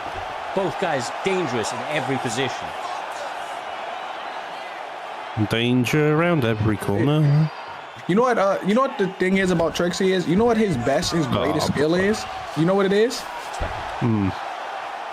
His ability to survive. That's his best. And he's great. Like, he's done so much, even in his prime. I'm just saying, when you got him on his last legs, a lot of times he finds a way out of it. No, I agree, and I would actually but I would just frame it differently. I feel like it's just same thing, but I would just call it his composure. He's There we go. Hey, see, the way I said it sounded disrespectful. So, I think he is the most composed person that you will ever see in that cage. Yeah. And that's because he's been there. He's done it all, man. He's fought the who's who. He's been in dangerous spots. He's been ahead and has, kind of tides turned against him. He knows what it takes to be a winner. And that's ultimately what he's trying to do again here this evening. He's trying to find a way to win this fight. A difficult start, absolutely. Was it the opportune and most optimal beginning to this fight? It most certainly fucking was, but he understands that there is 3 rounds to it. He's taking some top control time and trying to win back some moments and work that head out and block down. Start out round 2 in a big way. Yeah. Don't yeah me like that, Doctor. Don't you ever yeah me like that again. It's a good. It's kind of what it is at this point for Trixie. 10 seconds left in the round. There's not much to really do. Kind of chill out, restart, sit on the stool, work out a new game plan, and get right back at it in round 2. Knockdown, 2 knockdowns into the favour of Jay. Definitely he's around. Trixie's still got 2 rounds, and his best round is round 2. Yeah, I was going to say, man, for JFC, if he's able to continue momentum in this round, then that will speak volumes to where he is currently as a player. Because round 2 traditionally has been Trixie's best round over the last 4 or so years, man. This is where he gets the majority of his finishes. Not necessarily where he'll get this one. He seems to be having some difficulty on the feet. some. Bro. Yeah, the head health looks like it's just too drastic at this point. I guess, especially against someone like Pereira, unless Trixie can land big counter. And it's not that case. Jay's had rolling and Trixie's falling into the trap. Nice! There we go. I was about to say, either he needed a counter or that, because he's wasting a lot of stamina swinging. He needs big damage, he needs mounts, he needs ground and pounds, he needs a sub. Jeez. Ideally, he needs something kind of to win this round, at least on one chance. This is great for him. Oh no! Oh, it was great. It was great. Yeah. I was about to say, because this is a hell of a storm he got to survive right now. Yeah, basically Jay can kind of let Trixie throw first, find the counter, and then just wing a rear hook. What the fuck? We've got another doctor coming. What is this not stopping today? this. He's not stopping this. We're good. It's not stopping this, which is nice. But what is it with I just doctors don't like the tonight? fact he's in there. What the fuck are you doing, bro? He barely cut. It's barely swollen. He's checking the other eye that's not cut. I was going to say, I was trying to tell which eye he's trying to cut. He's checking the one that's cut or the one that's like half swollen. This funny. This guy's So got shiny. barely got bruising on that eye, and he's like, oh, let's get a doctor in here. Fuck you, bro. Let these guys fight. Cyrus, he can't see, man. We've seen more doctors today in the UFC than we have done in the entire actual UFC, it feels like. There's been one belt with one eye. Izzy can do it too. First of all, Bisping is the greatest one-eye human being of all time. It's either him or Fetty Wap, but like it's probably Michael Bisping. Oh my goodness. Oh, I feel like Izzy right now is going to need more than Izzy can't do that, Cyrus, because Izzy rely on his vision too much. Izzy needs a gun, it feels like. Adapt and overcome. Oh, fading uppercuts. I don't like where that head help out is for Trixie. I can't. Yeah. Oh, and he's taunting. He has to. Oh my goodness. Oh, It's just, right. this is what he has to do. Cyrus, like Jay-Z. he has to when he throws them long combos, he has to get a counter. Like, and not a straight. He has to land. There we go. Oh my God. Hey, hold on. Is it a comeback of the century? Oh, fuck. Oh, we thought it was comeback of the century. Oh. Almost. Jesus. That looked like that would have been the greatest comeback. If that would have flashed him. Yeah, if that flashed him, it would have been so funny. Considering the taunts just before. Instead, we get an armbar. Oh. And 50 seconds left in the clock. Oh, okay. If they don't change the subsystem for UFC 6, I'm going to be fucking sick. I mean, they already changed it, and they've changed it. Just No, change it back. Hey, change it back. The only reason it got changed is because of them Zans. Like. It was. I've been like having to do 4 or 5 submissions. It's kind of fucking mad. Yeah, you can't get a clutch submission with no stamina either, Cyrus, because it's so stamina based. Like, if your stamina's lower than the other. Yeah, it's... In real life, people have landed subs when they had no stamina, and that was like their Hail Mary. That was... You can't do that in this game. Exactly. Let someone dive into my guard when after they've knocked me down 4 times and, like, a triangle choke, you know? I don't know. Yeah. Now, that eye is not looking great now. Now the His nose don't look great either. Maybe his entire face is looking worse for wear. My chin's blinking non-stop Yeah, as well. like So Trixie's... Yeah. I don't know. It begs the question, right? Was that head kick all he had left? Does he have another one in him? Does he have another one? According to this game, he may need number 3 if you want to actually KO someone, it feels like. Oh, he has another moment. He has another moment. Head kick! No. Oh, Don't listen to Doctor Trixie. You do your thing. It would have got done. You would have got done. Oh, my hand. We're back here again. Oh, crap. And he's taunting. You know what? I can respect some of Jay's taunts. I can't respect it against someone like Trix. No, I do. I like Jay. You know why? Because he's a villain. I like that. He's someone you just love to hate. I love that. Now, the 1-2 head kick, it was blocked. Oh my God! Oh, Jesus. Oh my goodness! Oh my God! Look at the footwork at that. Oh, God. He's trying to hit him with the alley shuffle out there. I love it, man. That might be one of the most brutal knockdowns of the year, or knockouts of the year, to be honest. That was a brutal beatdown besides the 2 moments. It was. You know what? I stuck by what I said, and I was right. Did it happen in the first round? No, it fucking didn't. So, yeah. I win that one at least. JUFC though, my goodness. My God, bro. My God. Ali shuffle on the corpse, bro. That's what Danoa said in the chat, and he ain't wrong.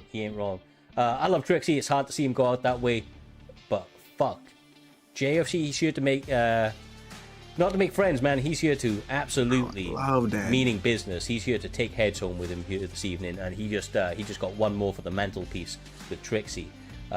He will now find himself in a position though that next time out in the semi-finals, the lineup is looking as follows. Oh, this looks nice. Legit Slayer up against EK Warrior. FSK Driz up against JUFC. Love this. Bro. Like, Jay, this is just an incredible set of fights. Like, no joke. We have the dark horse of the entire competition, the Jet Slayer. He had some people in this chat earlier on saying, go and win this entire thing. And honestly, he has the ability where he may be able to do so. He has a really tough fight up against him next, but so does EK Warrior, a man that has looked like he is on a murder spree here this evening after that back and forth fight between him and Blink. But Legit Slayer has looked absolutely perfect so far. And then, of course, JUFC up against Driz in the second round. Pure technical excellence against forward pressure. Combinations galore. The marauding pressure of JUFC. Man, I'm kind of almost lost for words at this point, and that's hard to say considering we've still got another 3 fights left to go. These guys are just getting set up, Jay. Doctor. Yeah. Legit Slayer. Warrior. I really don't know which way this is going. In the chat, we have got Warriors going Stipe and Legit Slayers going JDS. I should mention this is also in heavyweight. Wowzer. Okay. I will shout out because they didn't give the notification. King Jon Snow coming back in, resubscribing on that 9 months in a row. We appreciate you, my man. Absolute legend of the community. All the love for the one and only King Jon Snow. These guys are readying up. This is the weirdest pause screen that I've ever seen. I'll pull it up, Doc, so that you can see it. What the fuck is this? What the... Oh, never mind. Alex Pereira just staring off. It was just him, though. Yeah. Okay. We'll get to it. We'll get to it. Oh, my goodness. Holy shit. I honestly, I didn't look at the weight classes for this stuff. Heavyweight. Do you know what? We always do heavyweight. Let's talk about villain arcs. This is the villain arc right here. You put these guys in a semi-final matchup in heavyweight. A great fight. We always do fucking heavyweights in our semi-finals. I don't know. I feel like you're the true villain for this one, bro.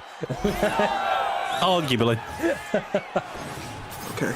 Well, first of all, the hair on Stipe in this fight is absolutely sensational. And second of all, Junior Dos Santos, one of my favorite heavyweight fighters of all time. Yeah, I just can't stop looking at Stipe hair now that you said something. Bro, it's majestic. It bounces. Like yeah. He looks like he went and got that turkey job. Do you know what I mean? Yeah, like he went straight to Turkey for that. He can't go nowhere else to find that. Was this Stipe when he was 18 or something? Like, that's when this guy folded a bit. Hey, Cyrus, if I was bald, that may be me. But I don't know. I don't know. I got a bald person head though. Well, you know what? I'm just glad I've got a fucking head that suits baldness. You know what I mean? No, I've been bald before by choice. That's how I know I got a bald person head. That's how I know. So if push comes to shove, I'm okay with it. But everyone don't have the right head shape to be bald. Bro, I don't even know when this was this like against Cormier or like earlier? I don't know. No idea, bro. No idea when this all looks like came out. The UFC 2 shorts. So it's about that period. Yeah. I haven't even thought about Junior. I'm still looking at Stipe hair right now. I mean, it's moving. Look at that. It's flowing too. It's moving. The little stubble that's on top of Junior Dos Santos' head is actually waffling in the wind as well, which is kind of hilarious. Yeah. I mean, the stubble that's on top of Junior's head looks like the stubble that's on Stipe's beard, basically.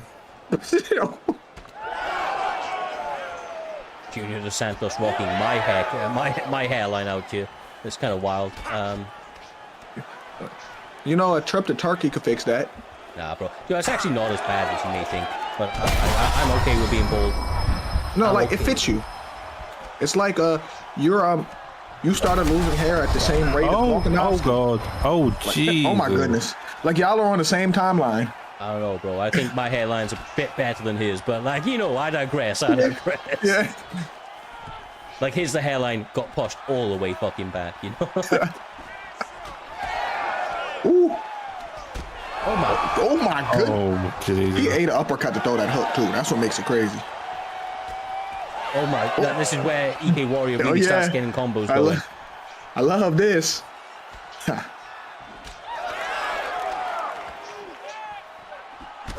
Oh, there it is. Oh. Yes, sir. Can I get some more?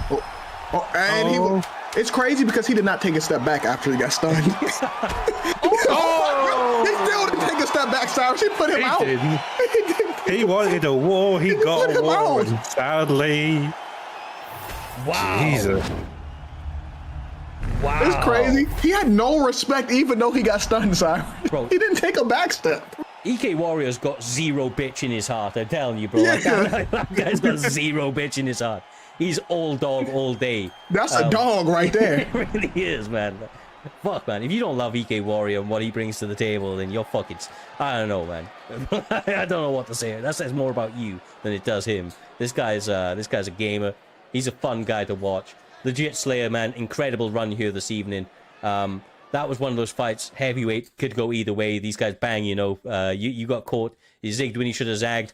Not a single person in this world does not expect their opponent to back up when they get rocked. You thought he's going to back up and throw a couple combinations. Little did you know, that's the time he puts his foot to the gas and he pushes forward to land shots of his own. Damn, man, that's fucking mesmerizing. Plus 1,000 aura for EK Warrior after doing that. I don't know. I think so. I think he was just... Fuck, he was performing out of his socks, bro. That was over quicker than anticipated. I hope these next guys are ready. We're going to have FSK Driz trying to add another accolade to his name, trying to get another Grand Prix win under his belt. But he's going to have to do that up against one of the most incredible threats to the entire Grand Prix in JUFC. A man that was taunting on fucking Trixie in the last one, hitting the little shuffle as he was winning. He'd get rocked, taunt the guy, then rock him back. Like, JUFC built a little different. Do not expect this fight to start slowly. He's going to have respect for Driz, but if he fights any other way than he always does, he's going to make this even more difficult on himself. He cannot go technique for technique, Jay, with somebody like Driz. That is not the way to go. So, I don't think he's going to have respect for Driz, but I think Driz going to earn that respect. He's going to, when the match starts, Driz is going to make it known that he's not here to get ran over, and he's going to gain that respect. And I think this fight looks completely different than the fight we've seen before. The picks banned have been J Band Prime DC and J Band Fedor. Bro, these guys have an incredible amount of fights against each other. Well, what does it say? Because you're heading away. Jay picked Fedor. Sorry. Jay picked Fedor. Jay's won 15 times. And Driz has won 65. Now, obviously, we want to say that records do not matter under the bright lights, and they absolutely don't. It is who wins on the night, and I wonder how many of those fights happen at fucking heavyweight, Doc. I mean, Driz beat Fad at heavyweight. I'm joking, brother. I'm joking. I'm not really. You are the villain of this night, hey. but no, I'm joking. Hey, he shot off the break. Do you see that? Yeah. Jay shot a takedown to start off the fight. I'm not surprised. I'm not surprised. Ooh, oh nice. my god, he just hit that leaky part of the body real quick. Yeah, every time you see somebody with a core that looks that soft, you want to attack the body. Fedor Emelianenko is just, like, he is 100% Russian pride and steel. Like, he does not give a fuck, bro. This guy got slammed on his head and just smiled and reversed position to get the sub. Like, he is not built of the same thing as you and I. No, I don't know. I don't know about me, but no, yeah. Definitely, bro. Definitely. No. Definitely, Jay. my ego not gonna let me say that. So. Fuck, man. I'll see if I can schedule it. Some sort of sparring match between you and Fedor, you know? Can I he's old, but can I wait like 10 extra years? First? I don't think it matters even then, brother. No, like I want him to be walking with a cane, like. We'll send Swaggy in first. How about that? Oh, no. Let me just go against Swaggy. You told me to show I'm built like that. Yeah, I mean, you're gonna go against Swaggy. I'll watch that. Everybody taking that fight. Our first actual primetime fight will just be people just beating up Swaggy. Hey, there's a lot of people that want to beat him up over exactly. It'll just be a GP where it's everybody versus Swaggy. Oh, that's great. Man, By the is end a of it, we'll beauty just to bring up watch. someone's granddad. It is a beauty to watch Driz do what he does in this cage. His striking is truly on another level. They're so technically proficient. I'm scared when you say that you're gonna jinx somebody. I don't believe in jinxes, my man. I don't believe in them. They I don't believe in the exist. commentary curse. I don't believe in that either. I think I said it earlier with the beatdown. No, that's just because you were wrong. It ain't nothing to do with a curse. It ain't nothing to do with a curse, my man. Sometimes you're wrong, and that's okay. You don't need to say it's a curse. Storm, who the fuck knows, bro? Hopefully soon.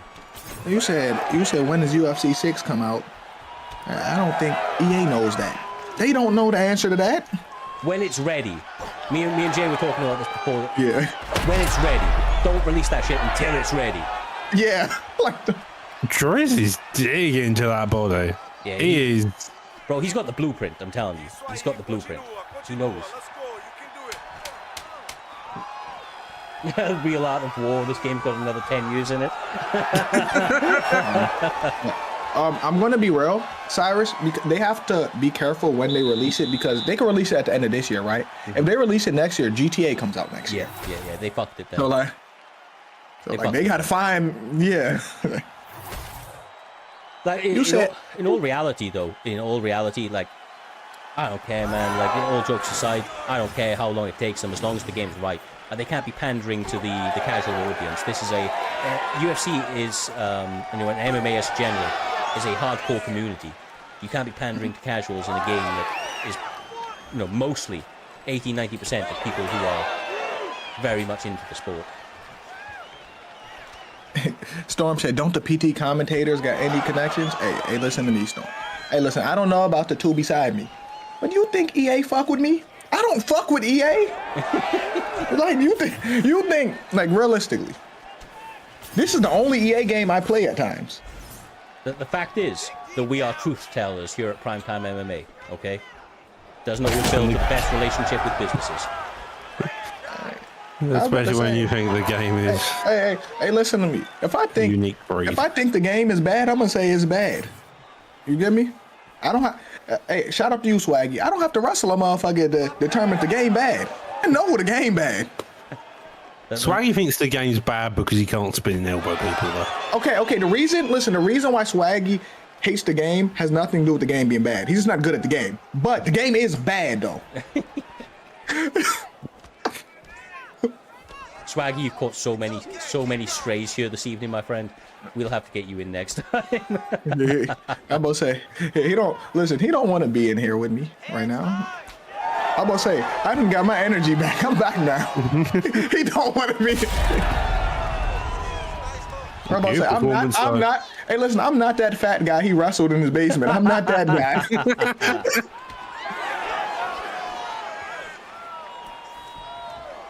Bro, UFC really has to shift in momentum right now. This fight is slowly getting away from him.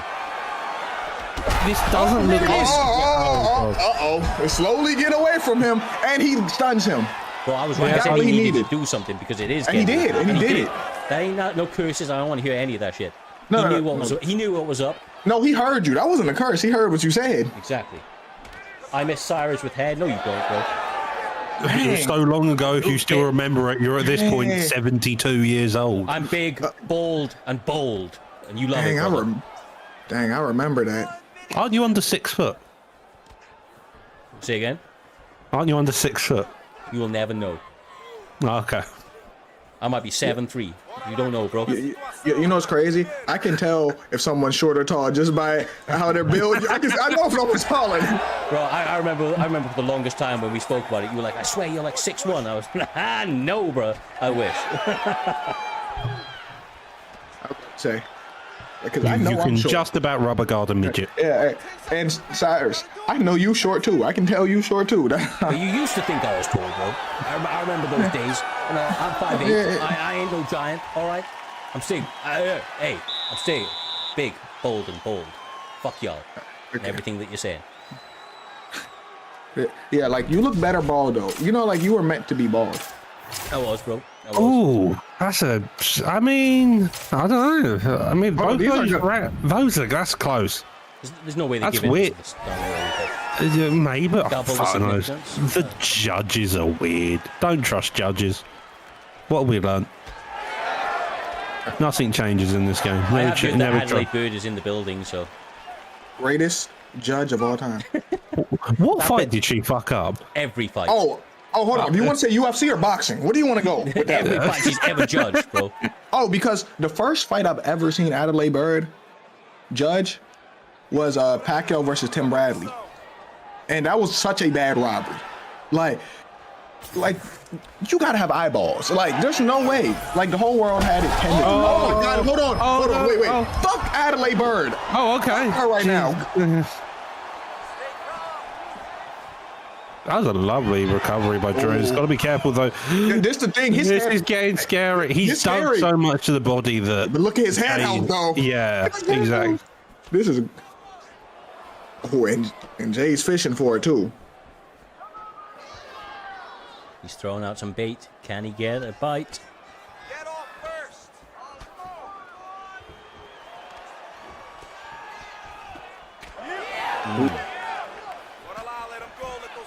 You can see that Driz is trying to get a bit of a statement now, trying to get some big moments in this round. Yeah, but he got to do it. He got to basically swim without getting wet right now, because his head health is toast. Oh my God, these takedowns coming. Oh! He invested it. He still got to be careful. Yeah, he's still got to be careful. Jay looking like Oh. against Smudger suddenly. You got to be careful. You got to be careful. It may be over, guys. And Oh. it's over. No. It's not. Oh my gosh, he survived. And he kicked him. Oh my God. Uh-oh. I Lock say, the fucking don't go to guys, the body. lock the Hey, fucking- do not go to the body with your hands again if I'm Driz, because that uppercut will take you off this map. Oh. Ooh. I'm surprised Jay isn't using the Fado combo. I think Jay thinks he's winning. I mean, he could be. Yeah, he could Could be. be. No, I don't Those know. first two rounds are so close, he could be winning. Yeah. I don't think he should be that. Hey, This round told him is... stop going to the body with the hands, Cyrus. Like, stop. Like, I know you hurt him to the body, but like, Cyrus, Yeah. he's almost dead. Right. Jay has been battered pillar to post. His body, his head, and yet somehow it looks like he's getting... turns out headhunting may be the name of the game.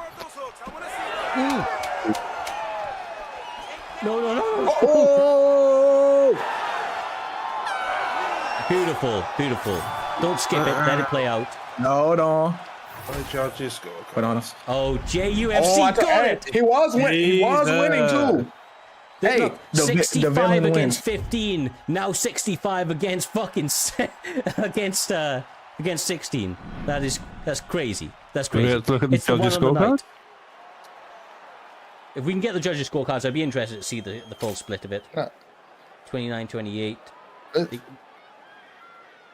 Judge 2's on crack and actually Adelaide Bird, maybe. Listen. Yeah, those first The two rounds. villain wins again. Listen, hey, those first two rounds, that's where it gets tricky. Yeah, it does. Like, I ain't mad at that decision, to be honest with you. Yeah, I'm not either. I ain't really mad at it. JUFC does it, bro. He took out what many people thought would be the winner here this evening. He still hasn't won a belt, though. He's still got another one to fucking go. Oh, he took out both the favorites. And the thing is, though, right? So, like, shout out Driz. I love Driz. In a 5-round fight, Driz probably wins because stamina, right? Mm-hmm. But I love seeing a good villain. People hate Jay. And I love seeing Jay win. Yeah, man. Yeah, second decision of the night as well. He's a polarizing figure. I'll give him that. He's a polarizing figure, bro. Love He that. really is.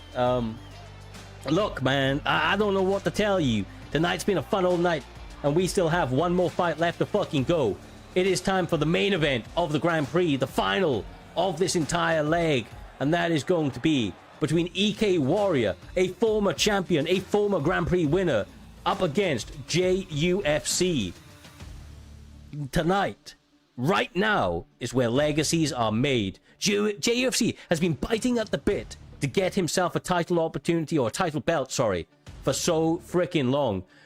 Oh my goodness, man, this could be it. If he writes it here this evening, if he is able to get the win over EK Warrior, that will be truly monumental to his resume. It may be the start of the Jay era. But EK Warrior, we said it last time, Jay. We said it last time, bro. He's built different. People get rocked and they take a step back. Not Warrior. He steps into that shit. He makes you earn that respect. And even when you clock him, it doesn't mean that he's going to instantly give you the respect. He will find a way to find that finish, just like we saw last time out against Legit Slayer. JUFC has to mind his P's and Q's. He cannot just forward pressure this dude with reckless abandon, because Warrior has shown that he won't go anywhere, and he will answer fire with fire. Yes, sir. That's what I want. I want fire with fire, because both of them love going forward. Both of them love a war. I love this. This is actually a perfect main event right here. If you love action, this is perfect. But with that being said, Doc, who you got winning this? Oh, I don't know. It's such a tough fucking fight. God knows. Honestly, God knows. They're both evil incarnate in some regards and just ridiculous. I want to hear Cyrus pick on this fight. I'll be honest with you. Right now. Oh God. Right now. Yeah. I might. Right. Look, I'm going to preface this. Let's bring it back to my fucking big bald head. All right. Yeah, I'm going to preface this Jesus. with unless this changes very, very quickly, I am subject to wild the fuck out. Yeah. Like I think I agree. I will not be held responsible for the things that I say or do if this guy does not get the fuck in the lobby right now. Now we're meant to be having JUFC up against EK Warrior, and EK Warrior, I don't know what this is. He wants to send me a DM. I don't know what situation. Unless somebody's fucking dying, right? But this guy's fought the entire night. He has 10 minutes left on his schedule to fight in the main event, and he's come up with something. Something's come up, and I apologize. I don't accept it, brother. I don't accept it. That is fucking.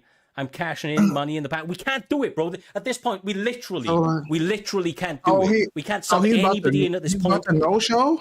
Like, this isn't just like that's what he's saying. This is not a point where we can do. This literally is not a point like a main event where somebody's pulled out and we can sub somebody in. Nobody can get a bye. Honestly, brother, like, this guy needs to get into the cage. What I'm going to do, and I'm not going to keep us very long because I'm not holding my breath with it. We are going to take a quick 60-second interlude while I get on a call with this guy. I'm going to find out what the fuck is going on. And we are either coming back with the main event, or if we have to reschedule this main event, or Jay just gets the bye and wins it unceremoniously, then this is... Jay, that face says it all, brother. 100%. Like, I am beyond pissed right now. And it will be incredibly anticlimactic to the fucking incredible night of fights that we've had already. So, I will be back in a moment. We will be back in a moment with some answers on what the fuck is going on. If I come back with a smile on my face, you know what's happening. If I come back wild, you also know what the fuck is happening. Oh God. Fuck, brother. All right, quick 60 seconds or so, and we will be right back.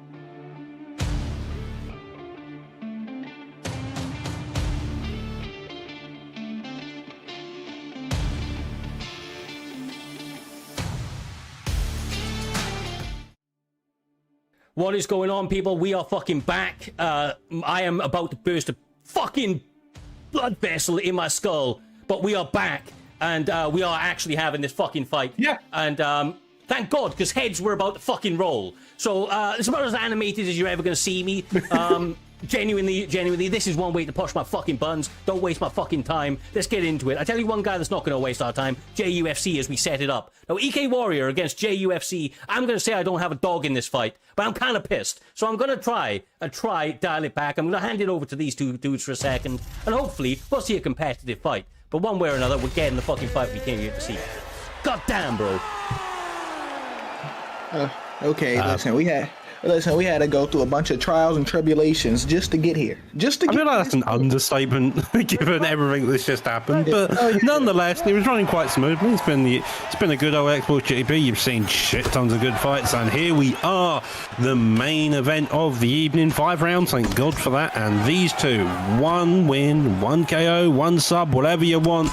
The winner of this is the champion to start off Season 5. EK Warrior is Conor McGregor in his prime. JUFC Islam Makhachev, and I hope to God he goes smash. It's kind of the idea here. Oh yeah, you for sure. You made your pick. You said, I pray to God. Yeah, he goes. I pray to God. Yeah. The thing is though, like, this isn't a bad pick. I like the Islam pick. I thought Jay would go Ilya. I don't know why, but I thought he would go Ilya, and we just fight fire with fire, Cyrus. Yeah, I'm surprised at the pick. I'm surprised at it. But I suppose Islam does have some really good hands as well. It doesn't really compete with the corner hands, but still got good hands. I mean, it's got the grappling as well. We've seen Jay do a lot of grappling over these last few fights as well, so it's probably that. And Warrior's not necessarily known for his grappling in a lot of cases, and so if you're Jay, it's probably going to be the best case. As you can see here, getting into mount, and now he can rain down ground and pound. Ooh. Going for the sub, gets a deny. Nice there. Gets the arm triangle. Yeah, the way he's fighting, right? He's here for a good time. He's not here for a long time. I think he's as mad as you right now, Cyrus. Yes, sir. Hey. Oh, that's one. There's one. His work, I'm going to stand One more, he's done it. Will this fight be shorter? I don't want to see a tap. I don't want to see a tap. I want to see brutality. That's what I want to see. I think we're going to see a tap. So yeah, that's it. It's Beautiful done. work. And your new Xbox champion, the one and only JUFC, marauding his way through the competition, knockout after knockout, and then a submission at the final go. Absolutely beautiful work.